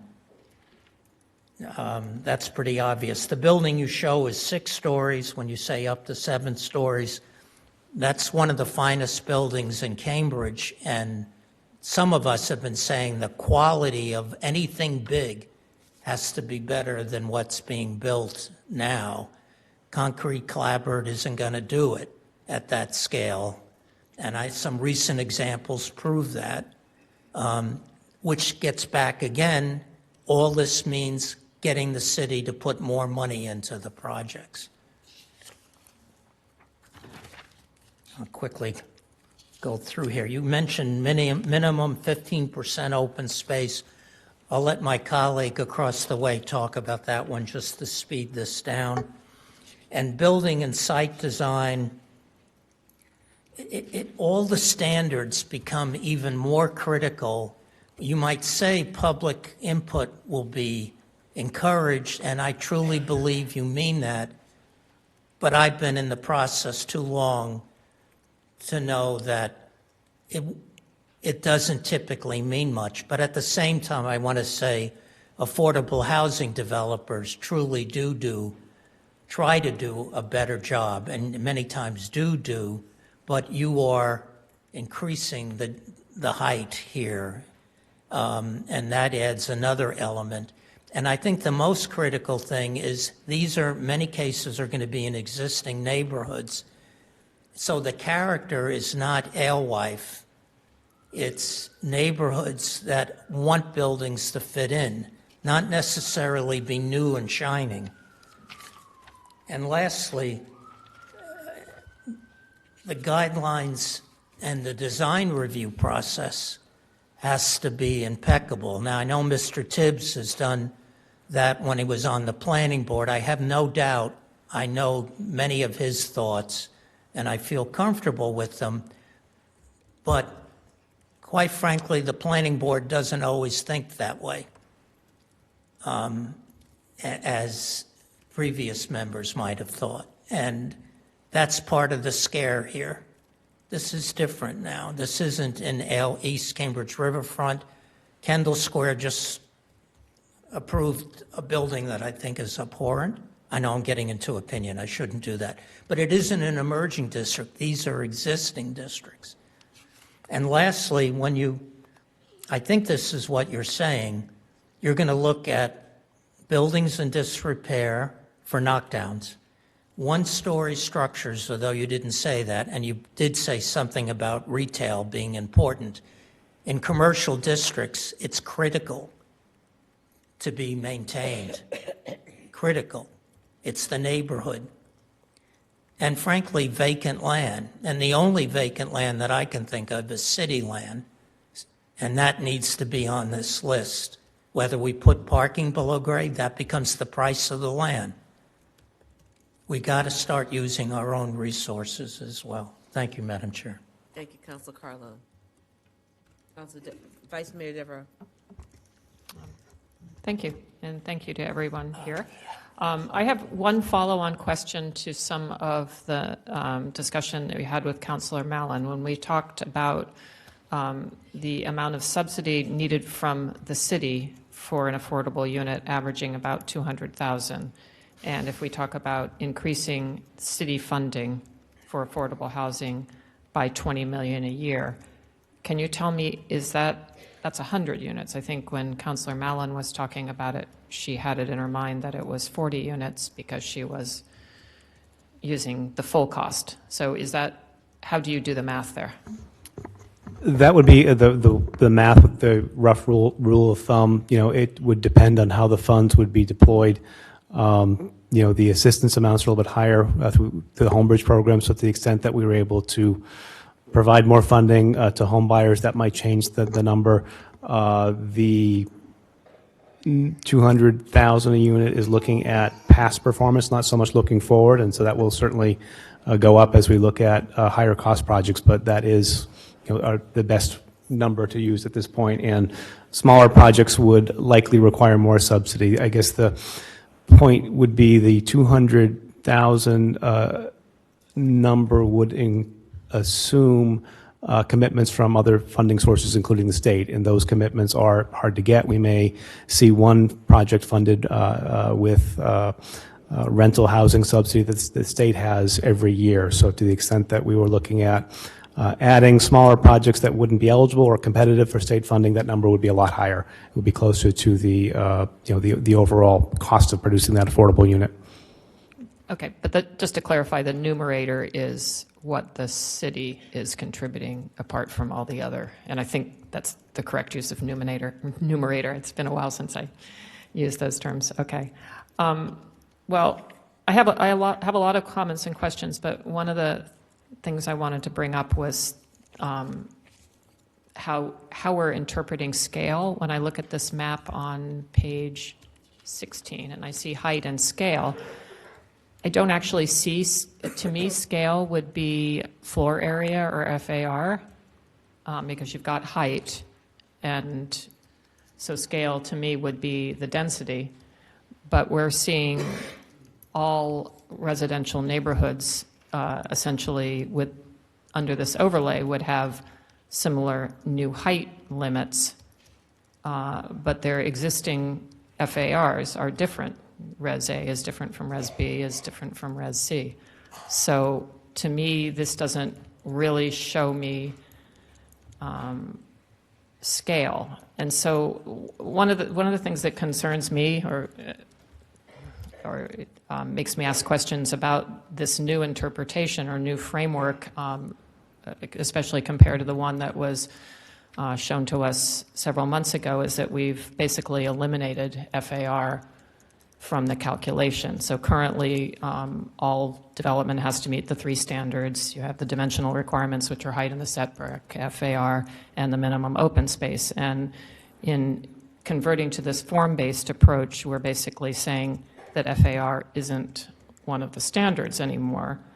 And so I know that, there's a desire to have an urban form that fits in, that is compatible, but hypothetically, and correct me if I'm wrong, you could end up with some very large buildings on sites. And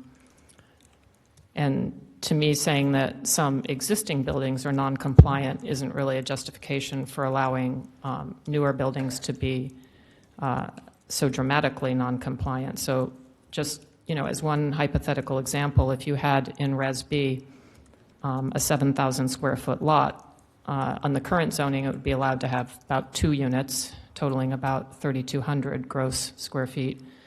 And you'd have to go to the BZA even to get a dormer or something pretty innocuous. Under the current version of the overlay framework, removing all of these FAR things, the same parcel could theoretically have about 16,000 square feet on it if you do the math of looking at where the setbacks lead you. And so that is on an we're not comparing apples to oranges. In the prior iteration of this, you showed us not only height differences versus current, but FAR. And I think we're kind of focusing a lot on height, which makes this look not necessarily as dramatic as an increase as it is when you start comparing the FAR, because on that hypothetical 7,000 square foot lot, if you filled it entirely up with a building, you'd be increasing the FAR over the current by 5.25 times. So that's a much, much larger building. And yes, there would be design review and so forth, but I think that would really tend to raise a lot of eyebrows. It certainly gives me pause. In addition, we're looking at every lot the same, and every lot is not the same. For instance, corner lots are already the target of developers because conveniently they don't have any rear setback. They have 2 front and 2 side yards.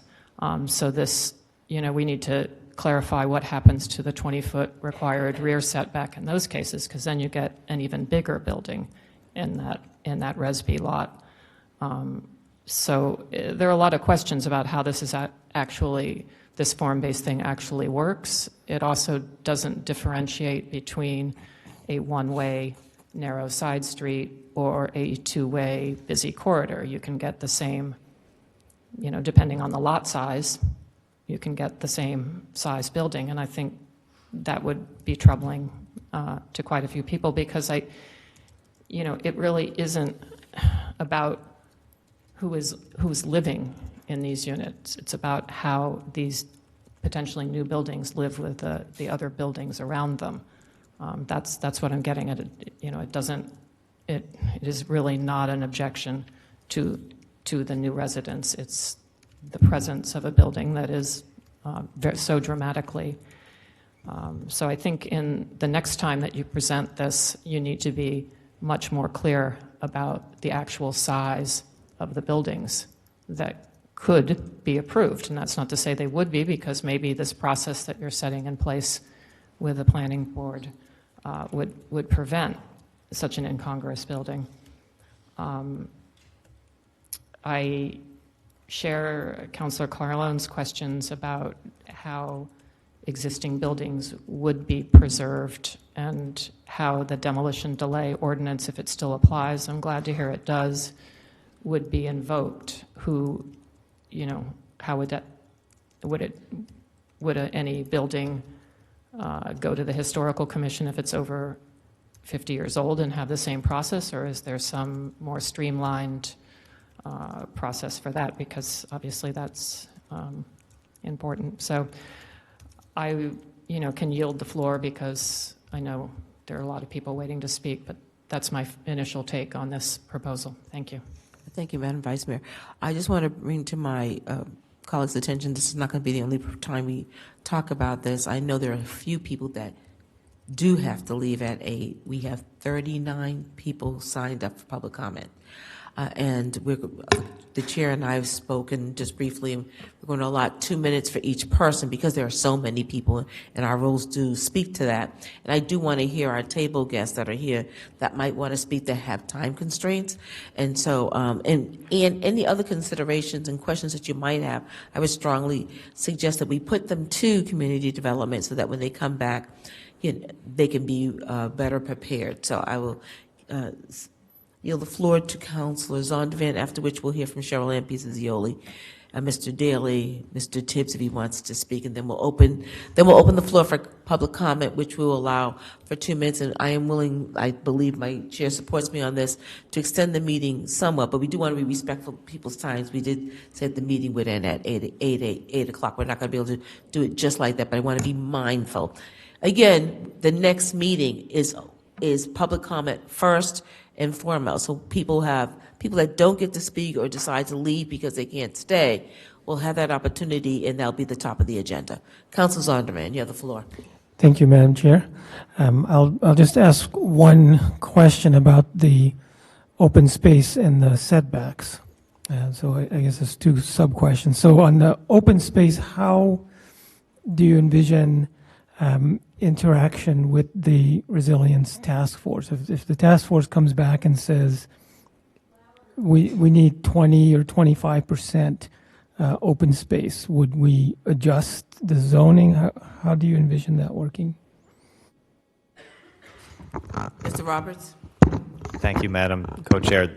Yes, we could do that for sure. I think there are, it's hard to foresee what the outcome of those conversations could be, but as I was sort of alluding to before, open space can be a bit more of a fluid issue when putting aside, if you for a minute put aside the building scale and setbacks and all those other issues, open space can be dealt with in different ways based on what else is going on the lot. So one of the big questions and trade-offs is that question about parking. If I think that in many of these cases, if there were, if the parking is reduced or waived, you can achieve more open space, a really more significant amount of open space. But that would have to be a conversation and a balance. And again, I can't foresee what the resilience task force will come up with, but there could be room and an opportunity to take those recommendations, look at them in the context of the affordable housing overlay, and then decide what should be applied based on that. Thank you. And the final question is around the. It says here on slide 19, front yards can match surrounding buildings. But if we're in a situation where, suppose the front setback is less than 10 feet, does this mean that would be allowed, or would they have to set back 10 feet? Because that could create a very weird street front if most of the buildings are actually closer than 10 feet.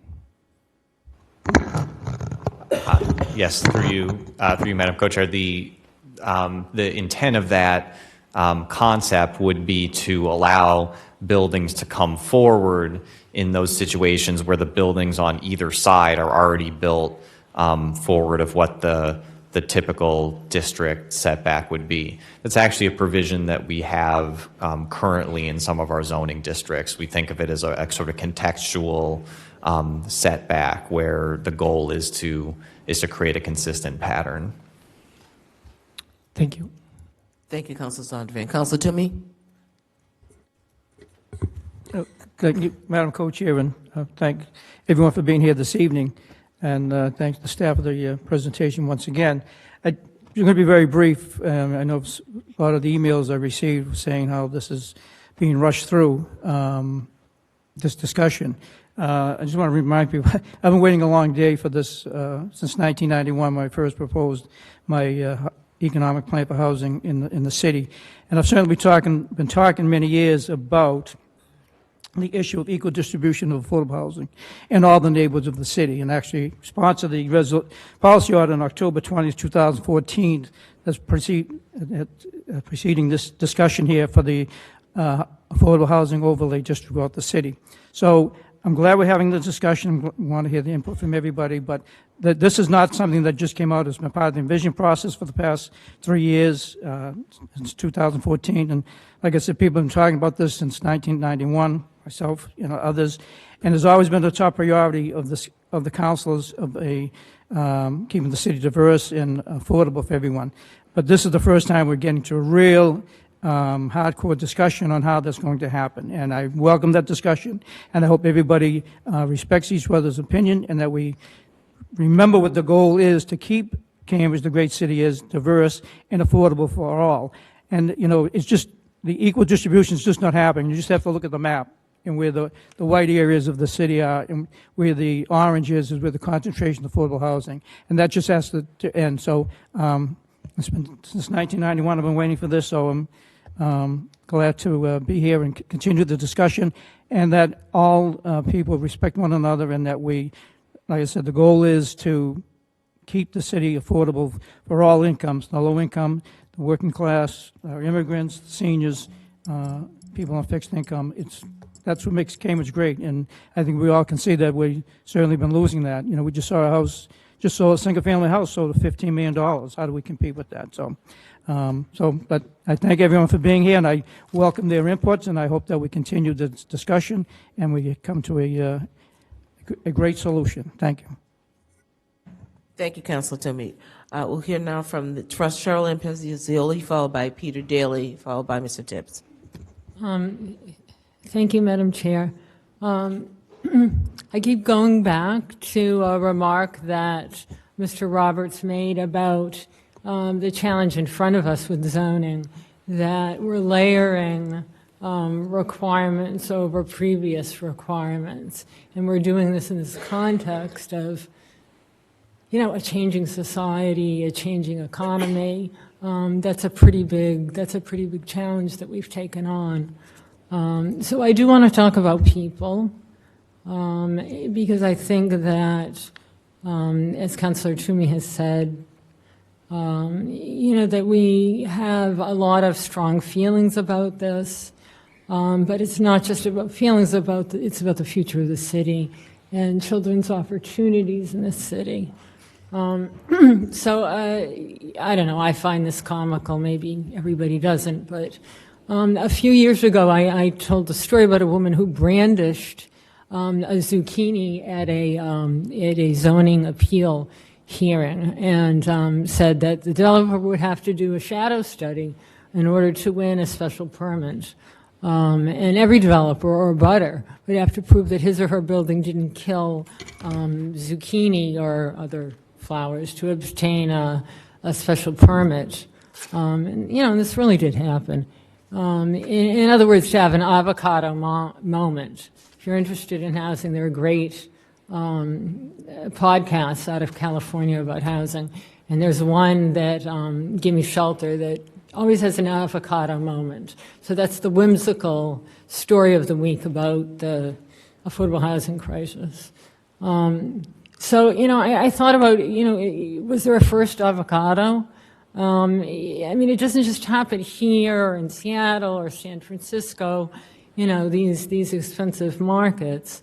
You don't have to be a tax-paying property owning abutter to have veto power over all the affordable housing projects that get built or get proposed in the city. That's what local democracy or control has turned into. There are planning theorists who suggested that it's possible to get out of that mindset, of reaching sort of beyond your own property lines to deal with Cambridge's housing problems, including the affordability shortage, homelessness, family-sized housing, involuntary displacement, fair housing issues. You can get beyond that mindset. But everybody's afraid of being sued, right? Everybody on all sides, they're afraid of losing their authority or losing a lawsuit. And so we need to think about the boundaries of a backyard, defined in terms of community self-determinism. So it's about, in some cases, it's about really a community being marginalized. Or maybe it's the perception of being powerless over neighborhood change. And so who decides who gets to live here and the quality of place that we grow up in? So we come back to zoning. That's the place where we think we can really tackle this. And last week, the Urban Institute reported on a disparity between white home ownership rates in this area, in this statistical area, and the black home ownership rate. So the white home ownership rate is 68.4%. The black home ownership rate, 36%. And that signifies something pretty important. It's not just home ownership, it's family financial stability.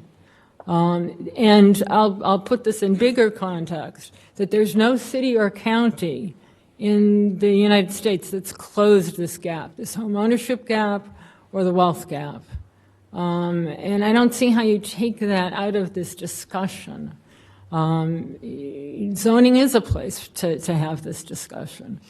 And in our own envision process, we looked at this, and as of 2015, that disparity, it was just as big. I mean, the home ownership rate for everybody went down, right? So everyone is struggling with this, but the disparity was just as big.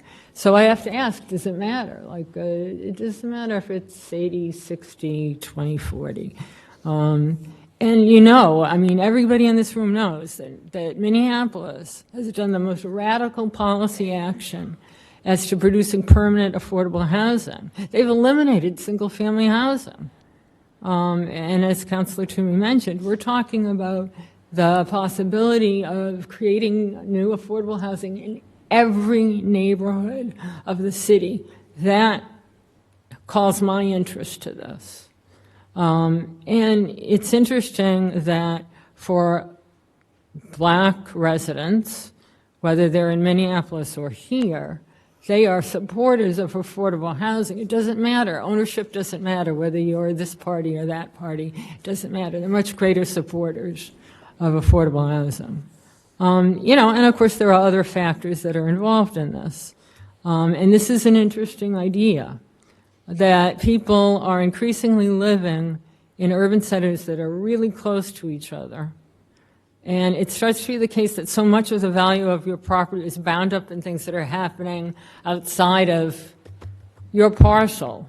There's this law professor who's written about the unbounded nature of our homes. So we get this notion that we have some say in controlling everything that happens across the city. And planners are collecting evidence from local zoning meetings about who's the M in the NIMBY. And the two big disparities are race and ethnicity.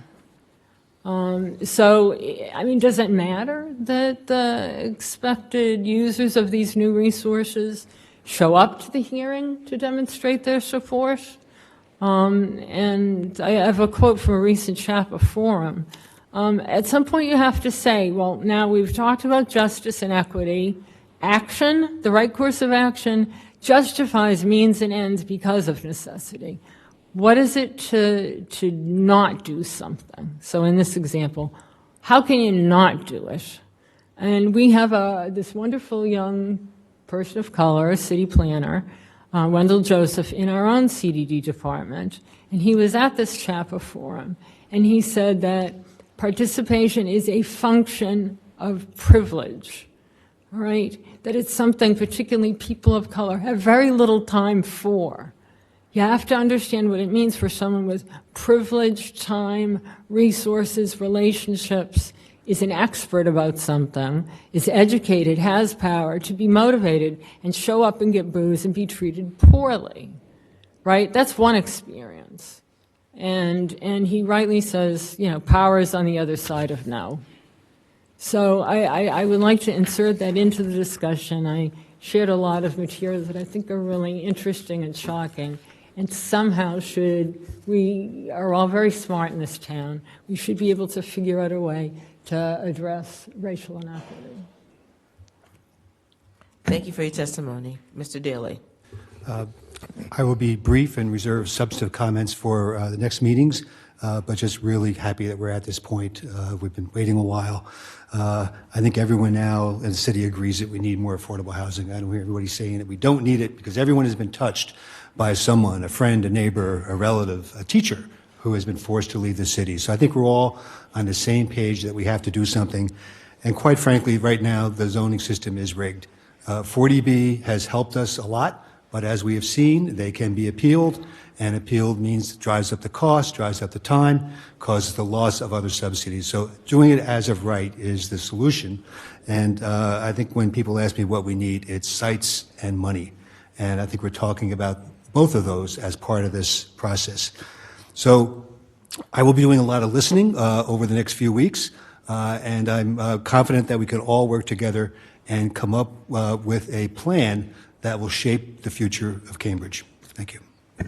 Thank you for your testimony. Mr. Tibbs. As Dennis mentioned, I was on the planning board for almost 20 years. And being on the trust, I'm definitely supportive of the overlay.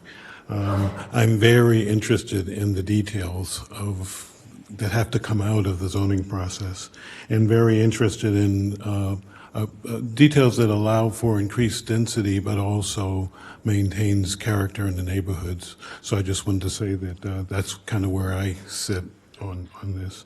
And also, I'm just here to listen and to hear what folks have to say and see how we can really make this work. Thank you so much for your testimony. We're going to now move to public comment. Now, we have scheduled the meeting to end at 8 p.m. I'm going to say two things. One, the co-chair and I have talked, and we will extend that a bit. I want you to also be aware that we will be meeting on the 20th. That will be based around hearing just from you. So if time takes you away, if you need to leave, you'll have another opportunity to testify. If we run out of time, you still have another time to testify. No one will not. I think I can say safely that no one will not be heard. If I think that's right, I might have said that wrong. So again, there's 39 people, and the first person is Brad Bellows, followed by Esther Hainig. 2 minutes, please. Everyone, 2 minutes.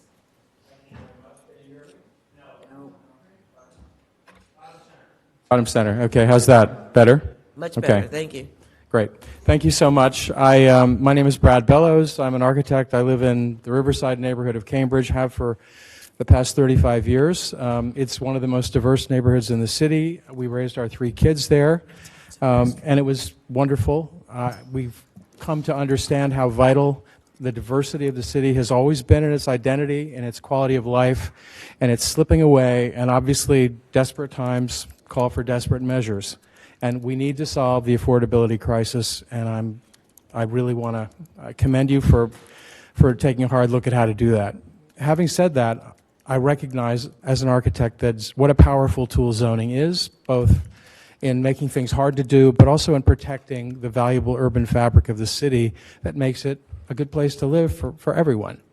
And I'm puzzled by 2 aspects of the current proposal. Let me focus first on the dimensional one, the notion of the overlay that essentially deregulates and dismantles some really important, I think, zoning protections. And I think we want coherence. We have lots of potential to grow and increase density in the city, and I totally support that. I think the corridors of the city, which I think Councilor Zondervan has talked about, would be a logical place where we could accommodate a huge increase in the housing supply of the city, and that's what we should be doing. This idea of just unlocking random high-density development throughout the neighborhoods of the city, honestly, it feels crazy. It feels like a nuclear weapon that's going to cause more damage than benefit. And I really think that should be rethought. Second thing, the premise of this zoning relief is for buildings, not just for adding affordable units, but for only buildings that are 100% affordable. If what we value is diversity and income diversity, why are we only promoting things that are not diverse? Income segregation should not be the goal of the housing we produce. And I think we want to weave it into the fabric of the city to the extent we can. Thank you so much. Thank you for your testimony. Esther? Thank you. My name is Esther Hainig, and I'm a proud resident of the Port. I'm very excited about the Affordable Housing Overlay District proposal and the efforts to increase funding for affordable housing in the city budget by $20 million over the next 5 years. First of all, I'm excited about the potential for additional affordable units these 2 initiatives would provide. As we all have heard today, given the current state of our real estate market, the need for additional affordable housing is huge. And now to echo Councilor Toomey to some extent, I think what we're talking about here is what kind of a city we want to live in and what kind of city we want to leave for future generations. I love my adopted city of Cambridge. I love that we're a city of equity that welcomes immigrants, that works to make Black Lives Matter, that was the first city to offer gay marriage, and that works to increase our affordable housing stock. When I moved to Cambridge, I chose to make it my home because it was diverse in a way that I hadn't experienced in Indiana and Texas. And it was a city where my fellow residents cared about equity and diversity. And as a proud resident of the Port, I love my neighborhood and my street because it's so diverse. The Affordable Housing Overlay District would help to spread the diversity that I experience every day walking down the street, or that so moved me at my nephew's graduation at Cambridge Ridge and Latin, into every neighborhood in the city. I have one concern about the current proposal, and that's the parking requirement. I think we should eliminate the parking requirement. As we look to the future, it's imperative that we make every effort to make our city as sustainable as possible for future generations. We need to do everything we can to reduce the number of cars in Cambridge and to discourage car ownership. Eliminating parking requirements is critical to that effort. I am here today because I want to help make certain that our city continues to be a sustainable city of opportunity, equity, and diversity. And that's why I support these two. Thank you, Esther. And if you can, we'll take your written comments. Deborah Rue? From Justice Sturt, thank you. Good evening. I'm Deborah Rue. I'm a resident of Seven Pines Avenue in North Cambridge, and I want to speak to you on from three different perspectives. One is a resident. I too care about the diversity, economic, ethnic, racial diversity of our city, and I think affordable housing is critical to maintaining it. The second, I speak to you as an employer. Justice Sturt employs 45 people. Four of us, not even 10%, live in the city of Cambridge. And if you looked at the income levels that were put up there of what 80 and 100% is, a good portion of my workforce would qualify to live in those housing, and they would all love to live in this city, or many of them would. And third, I want to speak as a developer and a owner of affordable housing in Cambridge. We constantly are trying to find properties to acquire and the funds to go with them. And I'm going to give you two examples of where this would have made a difference in the past year. One parcel that we looked at in the Inman Square neighborhood, asking price $5 million. By right, we could have built 16 units at a cost of $312,000 a unit just to acquire the property. With this zoning, we could have gotten 40 units perhaps on it at a cost of $125,000 per unit.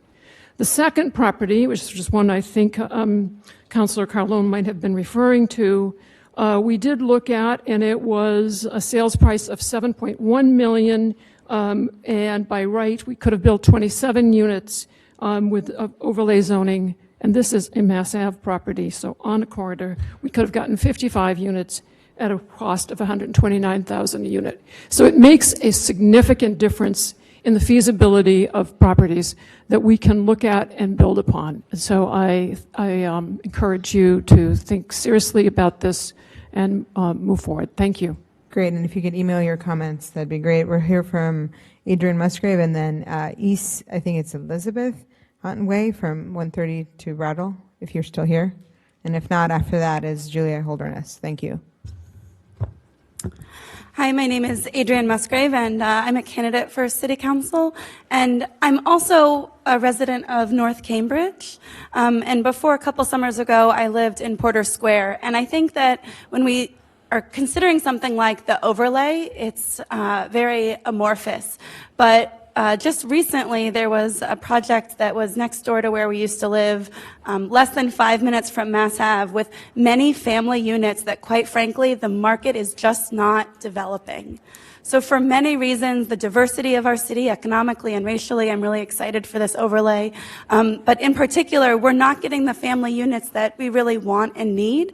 And this would be a really great opportunity to do that, among many other reasons. When I ran the last time, I actually talked to a lot of residents specifically about this overlay. And I talked about the fact that the land is really expensive and we need more density in order for affordable housing developers like Justice Sturt to be competitive. And when we talked about these broad brushstrokes, the vast, overwhelming support of people who I talked to at their doors were supportive of this concept, but not everyone can come to a meeting like this on Monday night.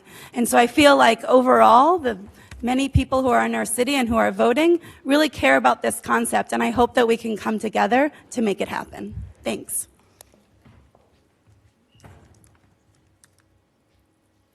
Hi, I'm Betsy Hodeling, and I've lived in Cambridge since the 1970s. As all of you know, Cambridge is already one of the densest cities in America. And I think bringing more housing is vitally important. But when you're looking at this, I hope the city is also considering all the other services that have to go along with that housing. Our neighborhood, as many of you know, was recently inundated by a water main break. And I've since learned that the water system in Cambridge, while it gives us some of the finest water in the world, is also one of the oldest systems in the country.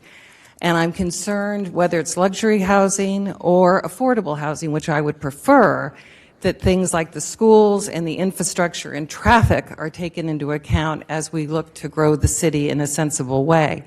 Secondly, I'm concerned, I'm not a zoning expert, but why these changes have to be by right. Obviously, Cambridge has had zoning since the 1920s. There have been many revisions. And as a member of a community group, and I know there are vibrant community groups all across this city of people who've lived here a long time and put a lot of effort into their neighborhoods, I'm uncomfortable with the idea that they are cut out of this process. So I guess I'm just asking why you can't amend the zoning laws but still give residents a chance to reflect on what they want for their own community and make sure that any developments are in keeping with the neighborhood. Thank you. Ms. Holderness, followed by David Sullivan. Hi, I'm Julia Holderness, and I have lived here, I guess, for about 7 years, and I love it too, most of the time. And so Cambridge is, it's a beautiful city. There are many reasons I love Cambridge. It's a beautiful place. It's an historic place, which is particularly interesting to me, and it is a progressive place, which is wonderful. And I'd like to second the remarks of Councilors Carlone and Devereaux both. You know, I'm very interested in learning more about the means and modalities of historic preservation as we move forward with increasing the amount of affordable housing, which I have to agree is incredibly important. Also, I thought that the remark about the difference between putting, you know, a large building on a street like Mass Ave, it's different from putting such a building on a smaller street where you might get a more of a canyon effect. So what happens to sunlight for the residents? And what is the role of parks? If we're putting in more, you know, large sort of areas of housing, let's make sure that there's open space as well for people to enjoy, because that's part of the quality of life that we all need. Thank you very much. Mr. Sullivan, after that will be Mr. Fritz Donovan and then Mr. Kim. Thank you, Madam Vice Chair. My name is David Sullivan. I live on Notre Dame Avenue in North Cambridge. I'm a former member of this body. Thank you very much for allowing me to speak this evening. Thank you to the city staff for the very good work they've done on this proposal. Thank you to the members of this committee for hearing all of us this evening. I'm here to support the affordable housing overlay and the request for $20 million in additional funding for affordable housing in the city. This is the first time I have spoken in this room since I left the city council quite a few years ago. And the reason that I'm here this evening is because for almost 40 years, I have been advocating for affordable housing in the city, including the 10 years I spent on the city council. I think this is the most exciting proposal to come forward since the end of rent control, which obviously devastated the amount of affordable housing we have in the city. It is not going to get us back the thousands and thousands of affordable units we lost at that time, but it is a start. It is a start in the correct direction. It is an important tool in the toolbox, as has been said by the Community Development Department. I want to join with Councilor Toomey in saying that it's been a long time coming. I hope that it is coming soon. I disagree strongly with those who say that it is coming too fast. It's not coming nearly fast enough. Every day that goes by means fewer affordable units in our city, and we need to take action quickly. I do want to respond to one question that was just raised. Why is this as of right?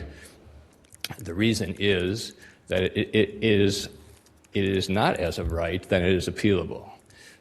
Anything that involves discretion by a city board can be taken to court. And unfortunately, we've all seen that the results of that are multi-year delays in projects. So I hope you will consider this favorably, and I Thank you for your very testimony. Mr. Donovan, after that, Mr. Kim, and then after that, if Janine Fong is still here. I am Fritz Donovan, 42 Irving Street, presiding officer of the Mid-Cambridge Neighborhood Association. My letter of February 7, 2019 is already on file, so I will be brief. I am not a candidate for City Council, by the way. I expect that not a single person in this room is opposed to affordable housing, and I'm equally sure the vast majority of Cambridge residents are equally in favor of affordable housing. In fact, while the Massachusetts statewide target for affordable housing is 10%, Cambridge is already 15% affordable, and for the last 2 years has required all new substantial residential developments of 10,000 square feet or more to be at least 20% affordable. Excuse me. Then why are the vast majority of neighborhood groups in Cambridge upset about the 100% affordable overlay recommendations Cambridge City staff has been circulating for the last several months? I think the biggest culprit is the process. Cambridge already has 50% more affordable housing than the statewide goal, and existing Cambridge ordinances require double the statewide goal. But this has been proclaimed an affordable housing crisis. So developers have therefore been given the primary role in solving the stated crisis by shaping the current 100% overlay recommendations. And the citizens of Cambridge, including this committee, are largely being presented with the results. Those results have changed drastically and innumerably over the last couple of years. 3 levels of percentage affordable incentives have been reduced to 1. Relaxation of density controls that recently proposed allowing 5 times the density of current zoning has been replaced by no mention of, and therefore no control of, floor area ratios at all. In fact, the proposal before your committee now is brand new tonight. When he's done, just go through the cardinals and email it.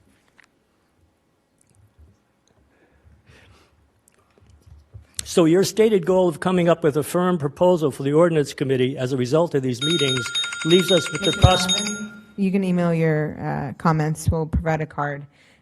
Thank you. Is Mr. Kim here? Is Janine?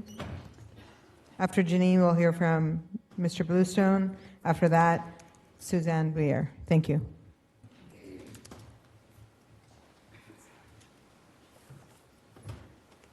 I don't think Larry's here, so Suzanne? Oh, there you are. Thank you very much. My name is Larry Bluestone. I'm a longtime resident of Mid-Cambridge. I'm here tonight to very strongly support the principles of the 100% overlay district that were presented tonight. I sent in my comments previously today, so you have them. So for the moment, I'm going to yield my time, and I will speak on March 20th. Thank you. Thank you. After Ms. Briere, we'll hear from Stephen Kaiser. Thank you. Suzanne Briere, 5 Fuller Place. Let me state at the outset that I strongly support affordable housing and economics. CDD has noted to us that this overlay will provide very little new affordable housing over what is already being planned, and this without the zoning.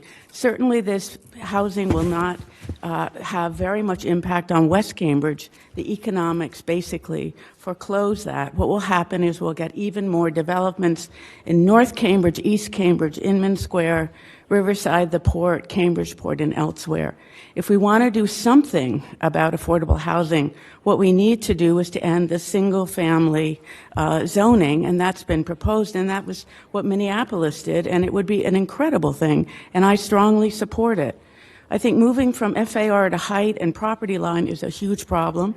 It'll bring big box units in that are 2 and 3 times bigger than what's around them. And in architecture and planning, the key thing is context of the neighborhood and otherwise, and this is entirely left out if it's going to be citywide. I also say that economically segregated units rather than mixed income goes against what we've been doing in Cambridge. It goes against schools. It goes against my values. If you're in such a unit, you can't take a better job or you're forced out of it. You can't buy a home. Our statistics on black home ownership and white home ownership are absolutely disastrous. And that's because we're not providing a means for people to move out of affordable units or even other units to gain the kind of equity that brings people into the middle class. The root of the problem is the big box businesses, Amazons and Labs, who are bringing in high-paid employees from outside, forcing away local residents, particularly those at risk. I think that the city must require these businesses to provide area housing. Thank you. Mr. Kaiser, are you there? After Mr. Kaiser, we'll hear from Teresa Cardozi and then Ms. Trudy Goodman. Yes, I could speak on a number of concerns like the legality of upzoning and the public process, which has not disclosed the actual zoning language we're trying to discuss. But let me talk a bit about the economics of this proposal. It's rather interesting. I'm a landlord. I own a 3-decker in Cambridgeport. Our subdivision is 1/4 acre, and there's 3 houses with 8 housing units and 17 people. The rents are $1,250 a month, $1,500 a month, $2,300 a month, and 2 landlords basically live rent-free, but they have expenses. So under this proposal, for the 1/4 acre, I estimated that the build option would produce 30 units. Now, to pay off the mortgage, the taxes, the insurance, the repairs, the profit, the landlords would incur important costs which would have to be paid for by the new rents from those 30 units. What's the average rent to pay for all those costs? $4,600 a month. That's not what I call affordable housing. $4,600 a month. So what developer is going to build under these circumstances? They're not. It doesn't pay. It's not profitable. This is the extraordinary thing that the city should have analyzed. They should have given us examples of how this is applied and how the money works. Do we have to go to the developers and have them tell us it won't work? This plan, I'm sorry, it's a flop. It's an Edsel. Don't vote for it. This is an election year. It's very important that you do the right thing. Thank you. Ms. Cardozi, and then Ms. Trudy Goodman, followed by Peter Surzak. Hi, my name's Teresa Cardosi. I want you to support the affordable housing overlay. Affordable housing is a necessity. So many people are being forced out of Cambridge because of the high rents. Very few people can buy in Cambridge. A sense of community is being lost and diversity is being lost. I grew up in Cambridge and I love this city. I'm lucky to have met people of all races, ethnic backgrounds, people with less money and people with more money. It is a shame that Cambridge is being gentrified. We need people of all income levels in order to absorb different points of view, different opinions, and different perspectives of what's happening. Stereotypes are eliminated when people meet others on a casual basis as opposed to fighting over an issue. Being neighbors encourages that casual atmosphere. Besides that, anybody can become financially strapped. Even if you have a high income, you could get divorced, become seriously ill, be scammed, multitudes of reasons in which you would suddenly have less money and need to adjust your living circumstances. Think about it. A lower income level or a higher income level does not make you a different person. It just makes you the same person with less money. Please realize that people are people. We are all of worth. That's because of who we are, not how much money we have. Money does not necessarily buy happiness, but it definitely buys choices. In order for things to be equal, we all need to be able to live together as individuals with money or without money. The only way stereotypes will be eliminated is for people to meet each other. All people have hearts. Nobody wants others to be homeless. People of all income levels care about housing. Let's not lose the unique atmosphere that Cambridge is known for. Please support the affordable housing overlay so that all neighborhoods will have enough housing for everybody, no matter what the income. Thank you for your time. Thank you. Is Ms. Goodman here? Thank you, Mr. Ragosi. Mille grazie. So I'm the face of affordable housing. So isn't Teresa. Look at us. Don't just talk about numbers, please. I've lived in Cambridge for almost 40 years. I started out in rent control unit, one that I had to maintain myself because my landlord didn't do a very good job of that. When rent control went out, I scrambled to get a Section 8, stood in line with over 1,000 people at 5 o'clock in the morning with a social worker to help me to fill out the forms. We are the face of what needs affordable housing. Don't say you're for it if you're really not for it, because we really need it.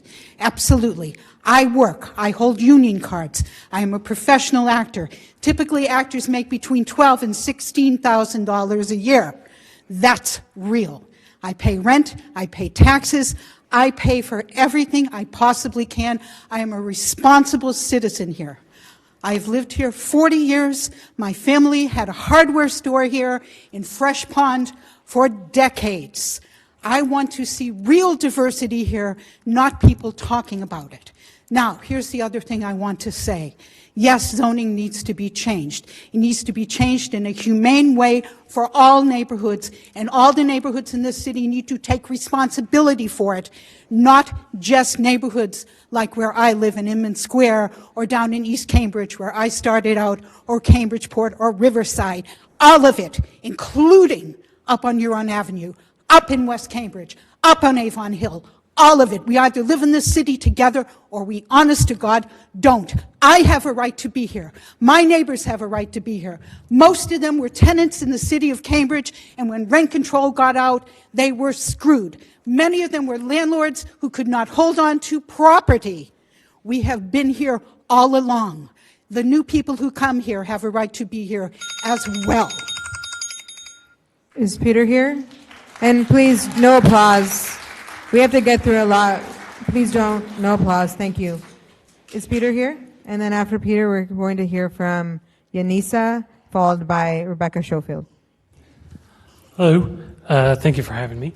I just have a couple of comments, and I'm trying to keep it brief. I wanted to put some... Sorry.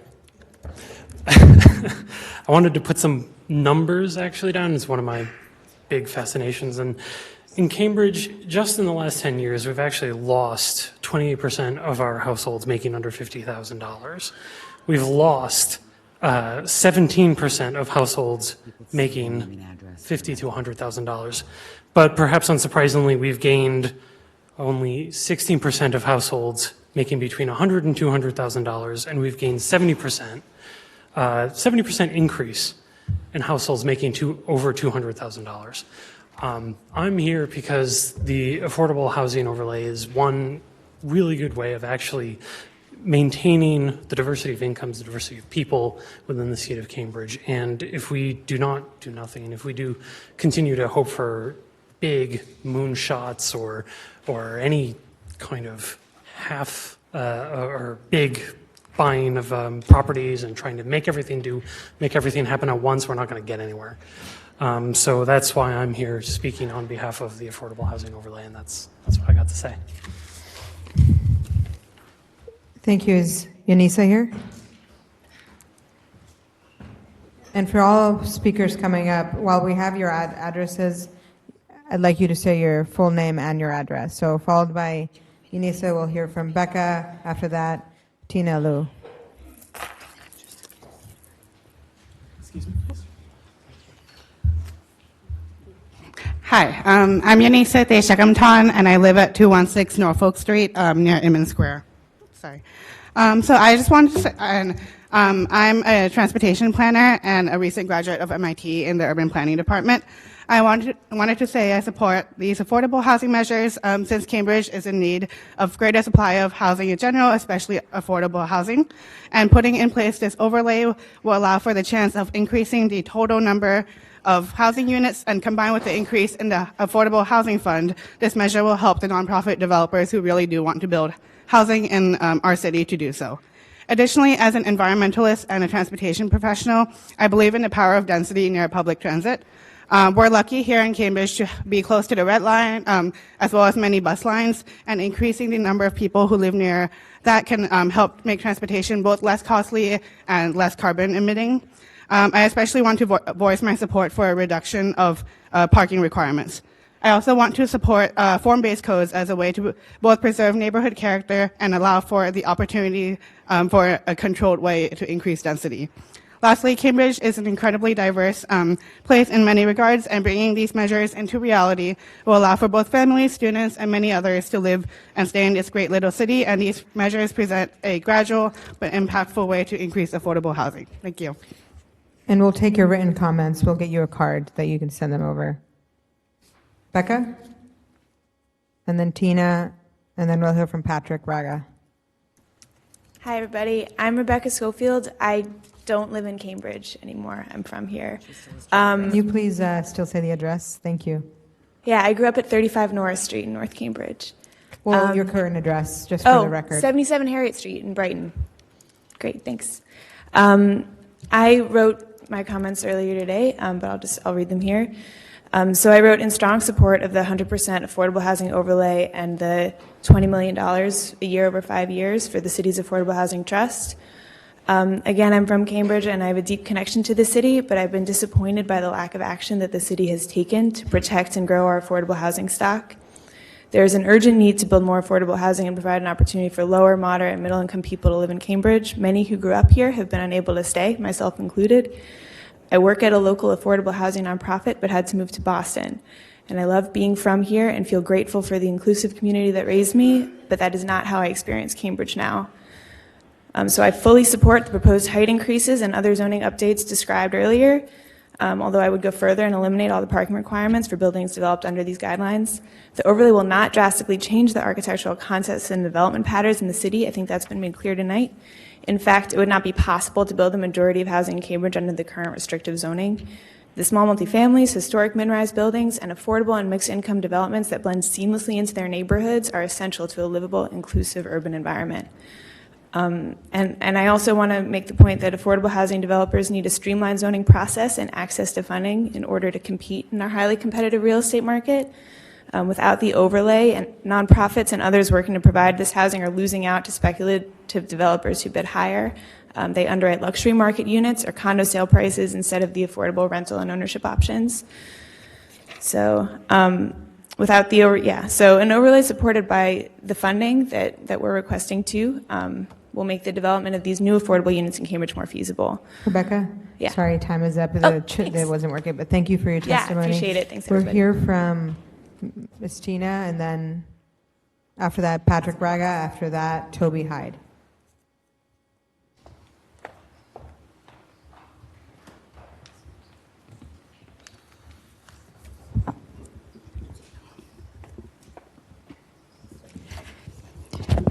Hi, I'm Tina Alou. I live at 113 and a half Pleasant Street, and I'm here tonight as a Cambridge resident and also as the director of CEOC to support the affordable housing overlay and the increase in city fundings of $20 million a year.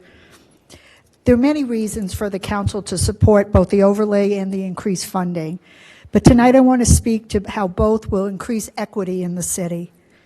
Over the past 4 months, I've had the opportunity to attend the Cambridge Digs Deep sessions designed to engage the community in conversations about equity, privilege, diversity, inclusion, and race.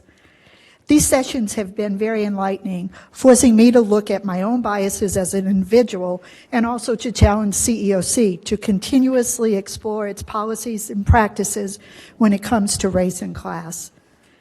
I was particularly struck by the presentation on the differences between diversity, inclusion, and equity. Throughout the discussions at the workshop sessions, I couldn't help thinking of how these issues play out around affordable housing as a whole and the overlay in particular. At so many meetings, residents speak out about how they love the diversity in Cambridge, that this is the main reason that they choose to live here. But to truly have equity in the city, it takes more than celebrating diversity. The definition of equity that was presented at the workshops is fairness in procedures, processes, and the distribution of resources.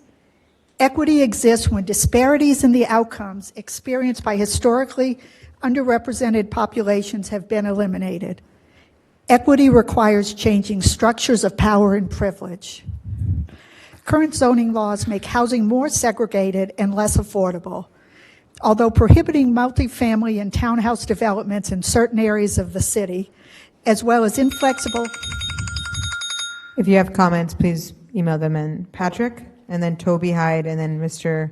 Don Summer. Good evening. My name is Patrick Braga, 11 Everett Street. I'm a resident of the Agassi neighborhood, and I'm pursuing my Master in Urban Planning at Harvard.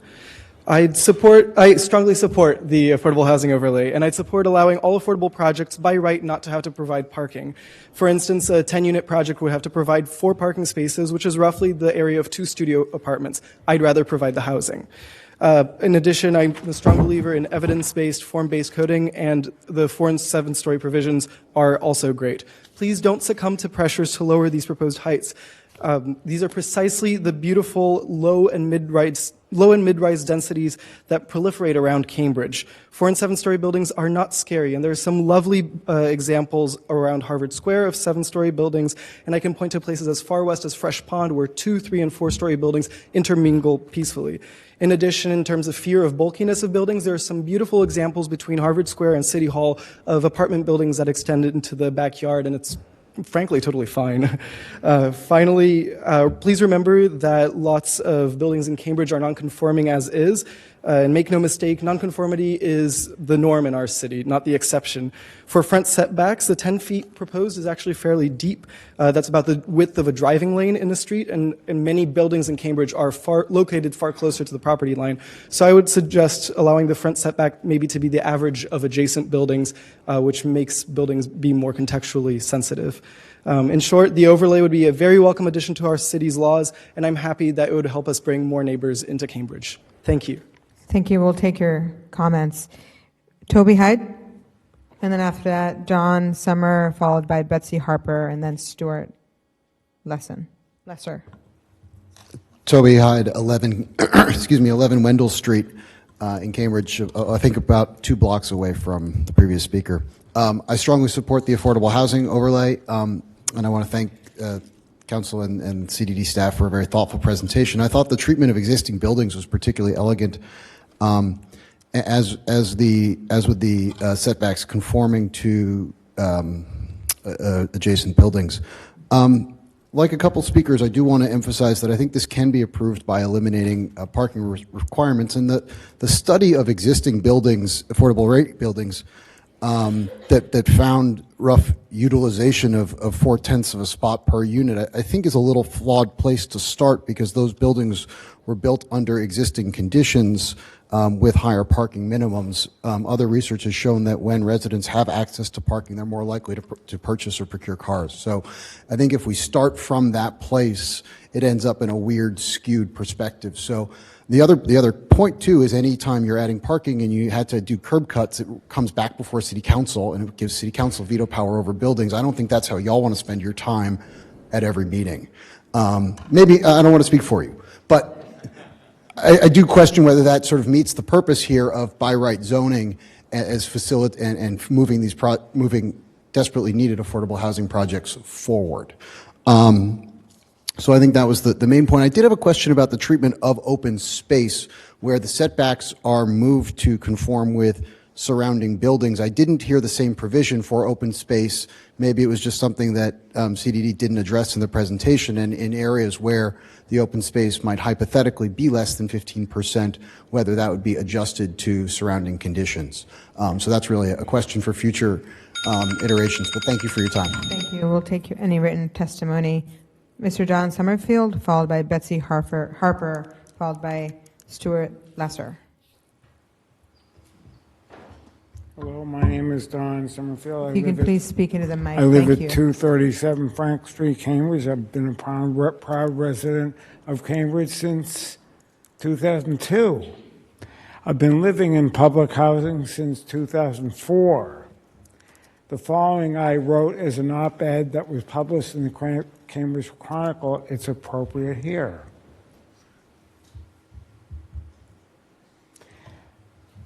Good evening. I'm a Cambridge resident, been disabled for 17 years. Our representative, Marjorie Decker, has fought for affordable housing locally and statewide. Most notably, she successfully fought for over $1.5 million increases for the Affordable Housing Voucher Program in the past 2 years. That increase translates in over 150 people coming off the streets, leaving institutions, and not living in shelters. I lived in assisted living when I was 50 in a group adult foster care. When I left and moved into an affordable housing apartment, I got to control all the decisions of my life: when I eat, what to eat, when I go to bed, and how to live. I stopped feeling the shame of having my every move decided for me. Being independent has increased my quality of life. Now, the U.S. Department of Housing and Urban Development is at risk of being defunded or underfunded. Without this funding, thousands of people will be left with no opportunity for housing where they can live and be safe and autonomous. I supported Jay Gonzalez for governor because I believe that he would firmly support housing for people with disabilities in action and word. We fight so hard for housing. We should be putting people over. Mr. Summerfield, I apologize. On a budget, we'll take the written testimony. I support affordable housing. Thank you. Ms. Harper, followed by Mr. Lesser, and then Ms. Caroline Fuller. Thank you. My name is Betsy Harper, 60 Stern Street. I would like to leave most of my comments for the following meeting in respect for other people, but I would like to see the staff do some extensive additional work on what they're calling under environmental standards, green building requirements. I haven't seen any definition of that, and that really concerns me. There's a huge conversation in the other part of Cambridge that is reducing our carbon emission, and those goals will only be met by reduction in transportation and reduction in buildings. And there's no conversation here tonight about carbon emission. There's no conversation about energy use intensity. There's no conversation about building buildings that have a very tight building envelope, such as Passive House, which I'm on the board of Passive House, Massachusetts, and Passive House is not flying to the moon. A homeowners rehab building, the Concord Highlands development, 98 units, will be Passive House certified. It will cost $150,000 more than was originally budgeted on an approximately $50 million project. $150,000 more to put in ventilation in every bedroom, because that's a Passive House requirement, and to have verification all the way through. So the blower door tests all the way through, because Passive House is built on mathematics and engineering, all of which we have at our fingertips today, and every single affordable housing development that is built that doesn't have those metrics and requirements, or at least incentives, is a major missed opportunity. I also will say that I am an employee of the state agency, DHCD, the Department of Community and Housing Development, and I'm the sustainability director. I work all day long on affordable housing, and I work all day long on improving the energy efficiency of affordable housing. Thank you. Mr. Lesser, followed by Ms. Caroline Fuller, followed by Bill McElvany. Stuart Lesser, 115 Lexington Ave. Thank you very much. I think everybody in this room, supports affordable housing. What I, at this point, don't support is a city-wide overlay district. It seems to me it is in conflict, in fact, with the Envision report. The Envision report really talks about increased density in traffic where there is transit nodes, right? It talks about the character of neighborhoods.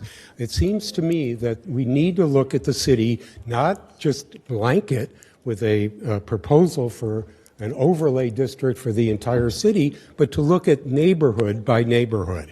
And it seems to me that is the hard work that the community development should really be doing. So I think that is really the important task. Where are the areas? I mean, we've heard tonight areas where we said, you know, I can build 15 units, but under this proposal I could build 50 units. On what site? What neighborhood? I think that these work in certain areas, not necessarily other neighborhoods. And in fact, we have areas where we have now 1- and 2-story buildings, and we're looking to build 4-story, maybe larger buildings. So some areas these work, some areas I think it would be great. There's no question it's going to work. But I think we have to do the hard work to make that determination. Further, I know there's been a lot of discussion about reducing a parking requirement. Reducing parking requirements does not necessarily reduce parking. So I think what you end up with is more parking in the neighborhoods, and I think we shouldn't just blanket reduce parking and assume it's going to work. Again, I think there are case-by-case basis that we need to And look if you have comments, we'll take them. Ms. Fuller, followed by Bill McAviney, followed by Mr. Fred Meyer.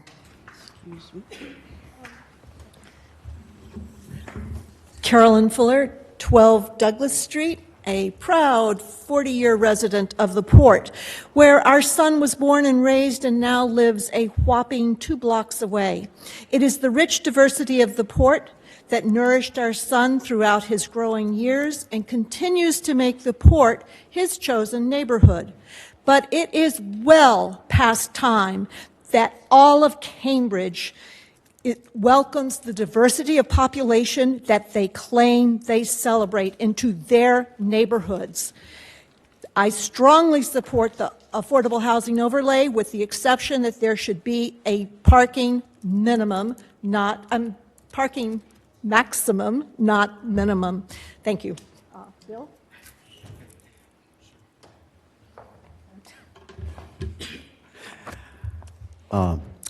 Hi, I'm Bill McAviney.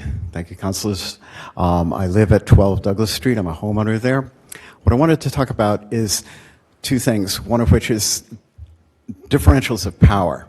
On my street, there's roughly 17 rental units and 3 homeowner units.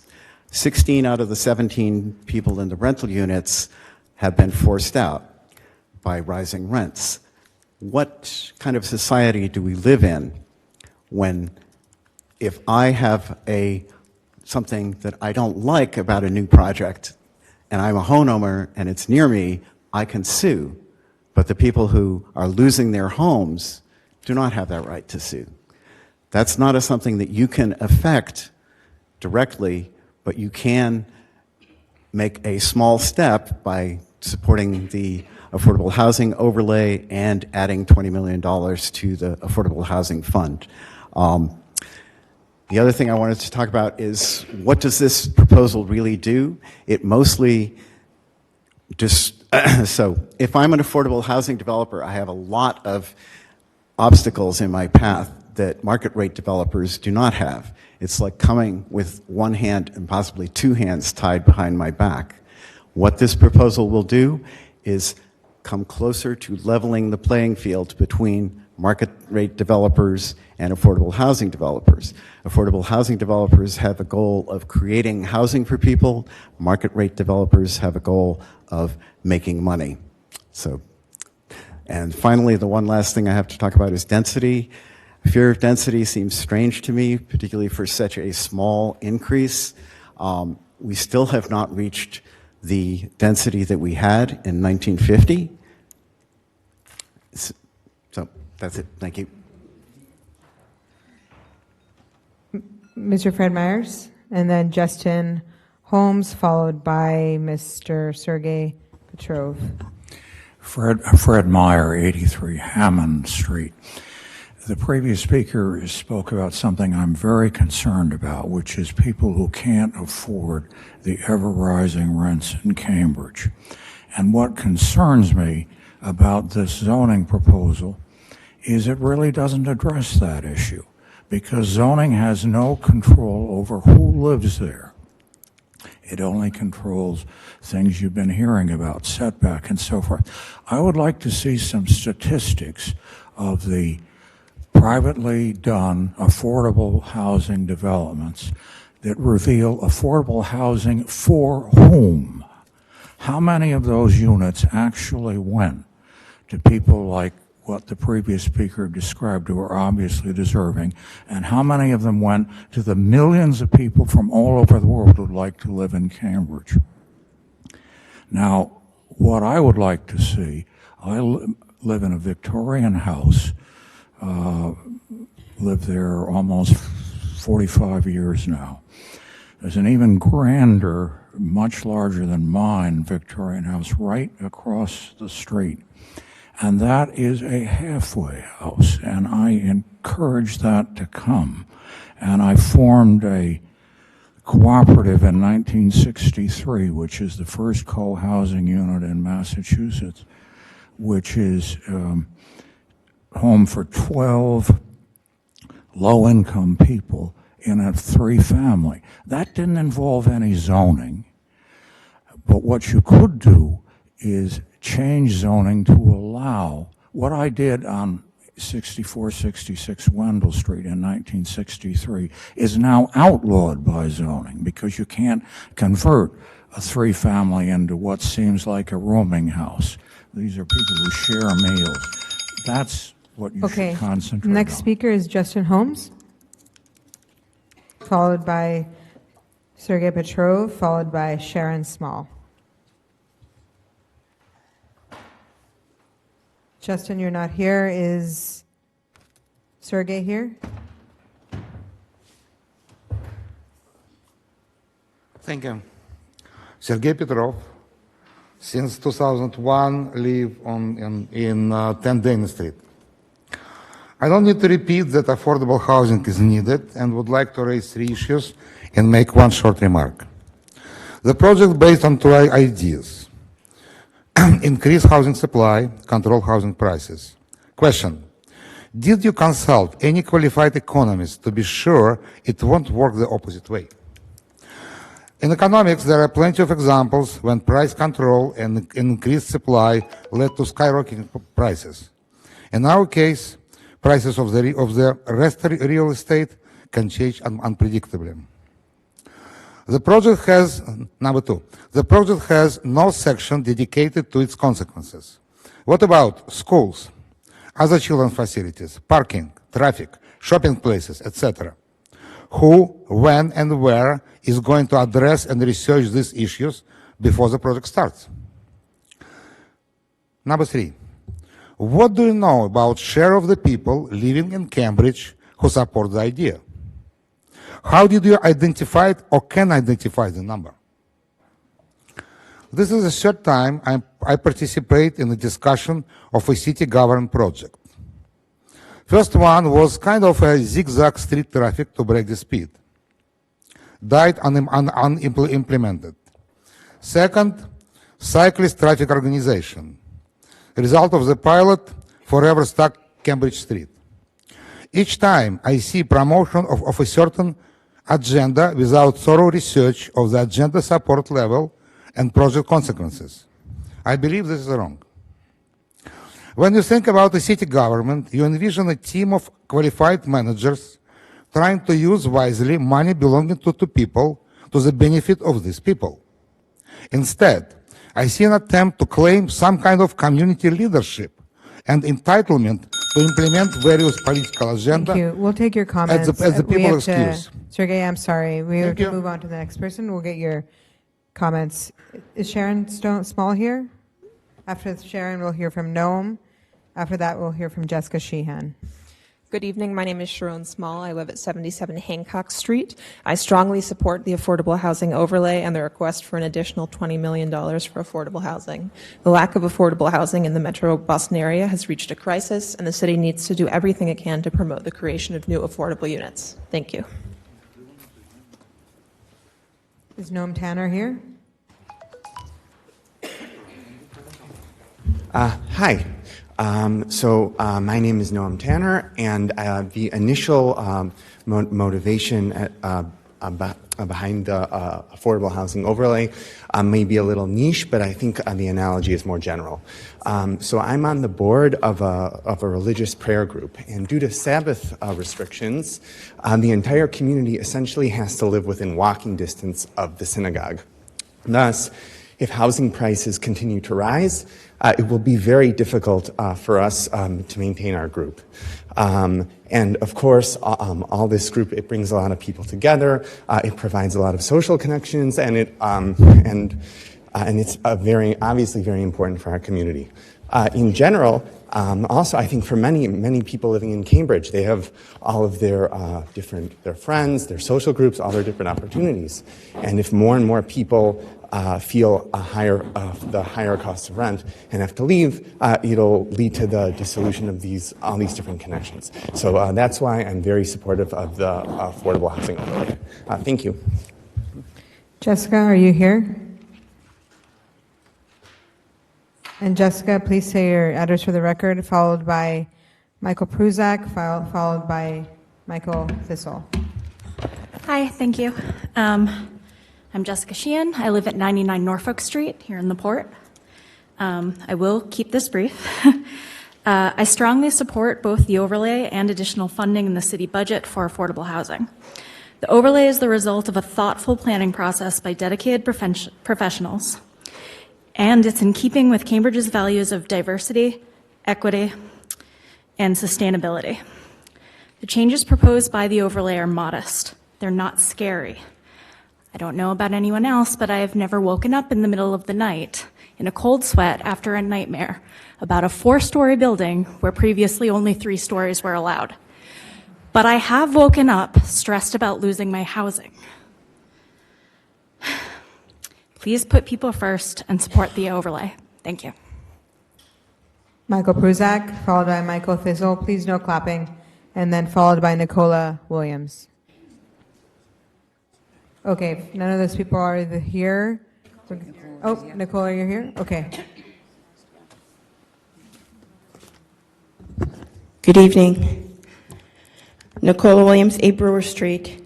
I'm really pleased that we're talking about housing, and I know, affordable housing, and I know all our city councils care, because we wouldn't be having this conversation and so many people here. So I really appreciate that conversation, and thank you for your leadership. I support new affordable housing policies. However, the overlay shouldn't be the end-all, be-all.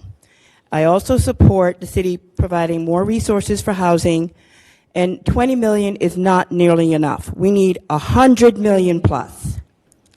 Secondly, I'd like to say that if you really are serious about it, we have to look at our city. We're becoming a city of rich and poor very quickly.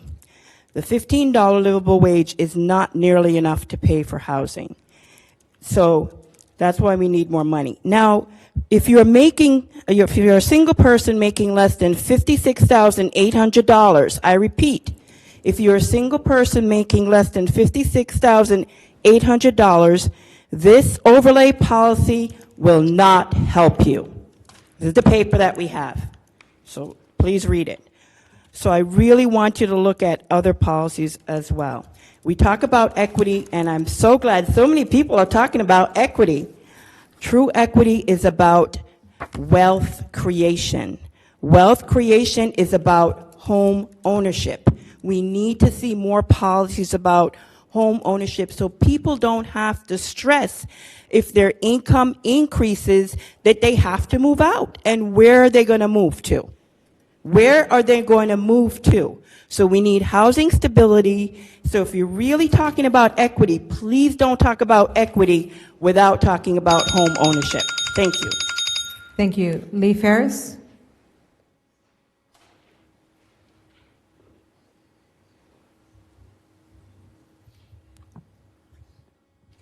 Thanks. Lee Ferris, 269 Norfolk Street in the Port. I, of course, want to see more affordable housing in Cambridge, and to that end, I would really like to see the envisioned recommendations of $20 million a year for affordable housing implemented. I think that is the single most important thing that we can do for affordable housing. Regarding the affordable housing overlay, I like the stated goals. I like the decision to focus on height rather than FAR, but I think that there probably needs to be a little more nuance on context there. I'm glad to see the 20% of affordable housing for middle-income people. I think our city really needs that. I like the inclusion of specific setback amounts. Some things that I think need more work. I would like to see a requirement for affordable home ownership, a requirement for family-size units. I think more information is needed in several areas, some of which the councilors have raised, such as defining and requiring a strong community process and explaining how to protect existing trees, older buildings, and create or maintain affordable rents for existing small local retail. On the community process and the design process, it was stated that the Affordable Housing Trust would be the final decider on design. I'm not sure that they have the design skills to do that. I know that Mr. Tibbs has that background, but most of the other people on the trust do not. If that is, however, the approach that the council finally settles on, I would request that the trust hold public meetings after 5 o'clock to discuss the final designs and that they take public comment at those meetings. I have a number of other questions which I will email into the council. Thank you. Thank you. And we have one more signed up, Mr. Cadet or Miss Cadet. Felix? Feklik? Okay. And with that, that's our end of public comment. Thank you for everyone who spoke. And I will be closing public comment right now, and we will continue with our meeting for one more minute. Thank you, Madam. Thank you, Madam Co-Chair. So as we said earlier, first of all, we want to thank everyone for their patience and their perseverance for staying. We want to remind you that the next meeting of the committee will be on the 20th. It will start with public comment, so it's really focused around hearing from you, the public. And then there'll be a third meeting that I don't have the date. And then March 28th. At the March 28th meeting, I'm hoping that the Community Development Department will be coming forward with some language that will be able to discuss, that will be moving forward on to the Ordinance Committee for ordination. I want to thank everyone for their time. If there's no further discussion, I'd like to entertain a motion to adjourn. On a motion by Council Siddiqui to adjourn, all those in favor say aye. Opposed? The ayes have it. This meeting is adjourned. Sorry, please. Hard to send in your comments. Right. I don't think those are recorded.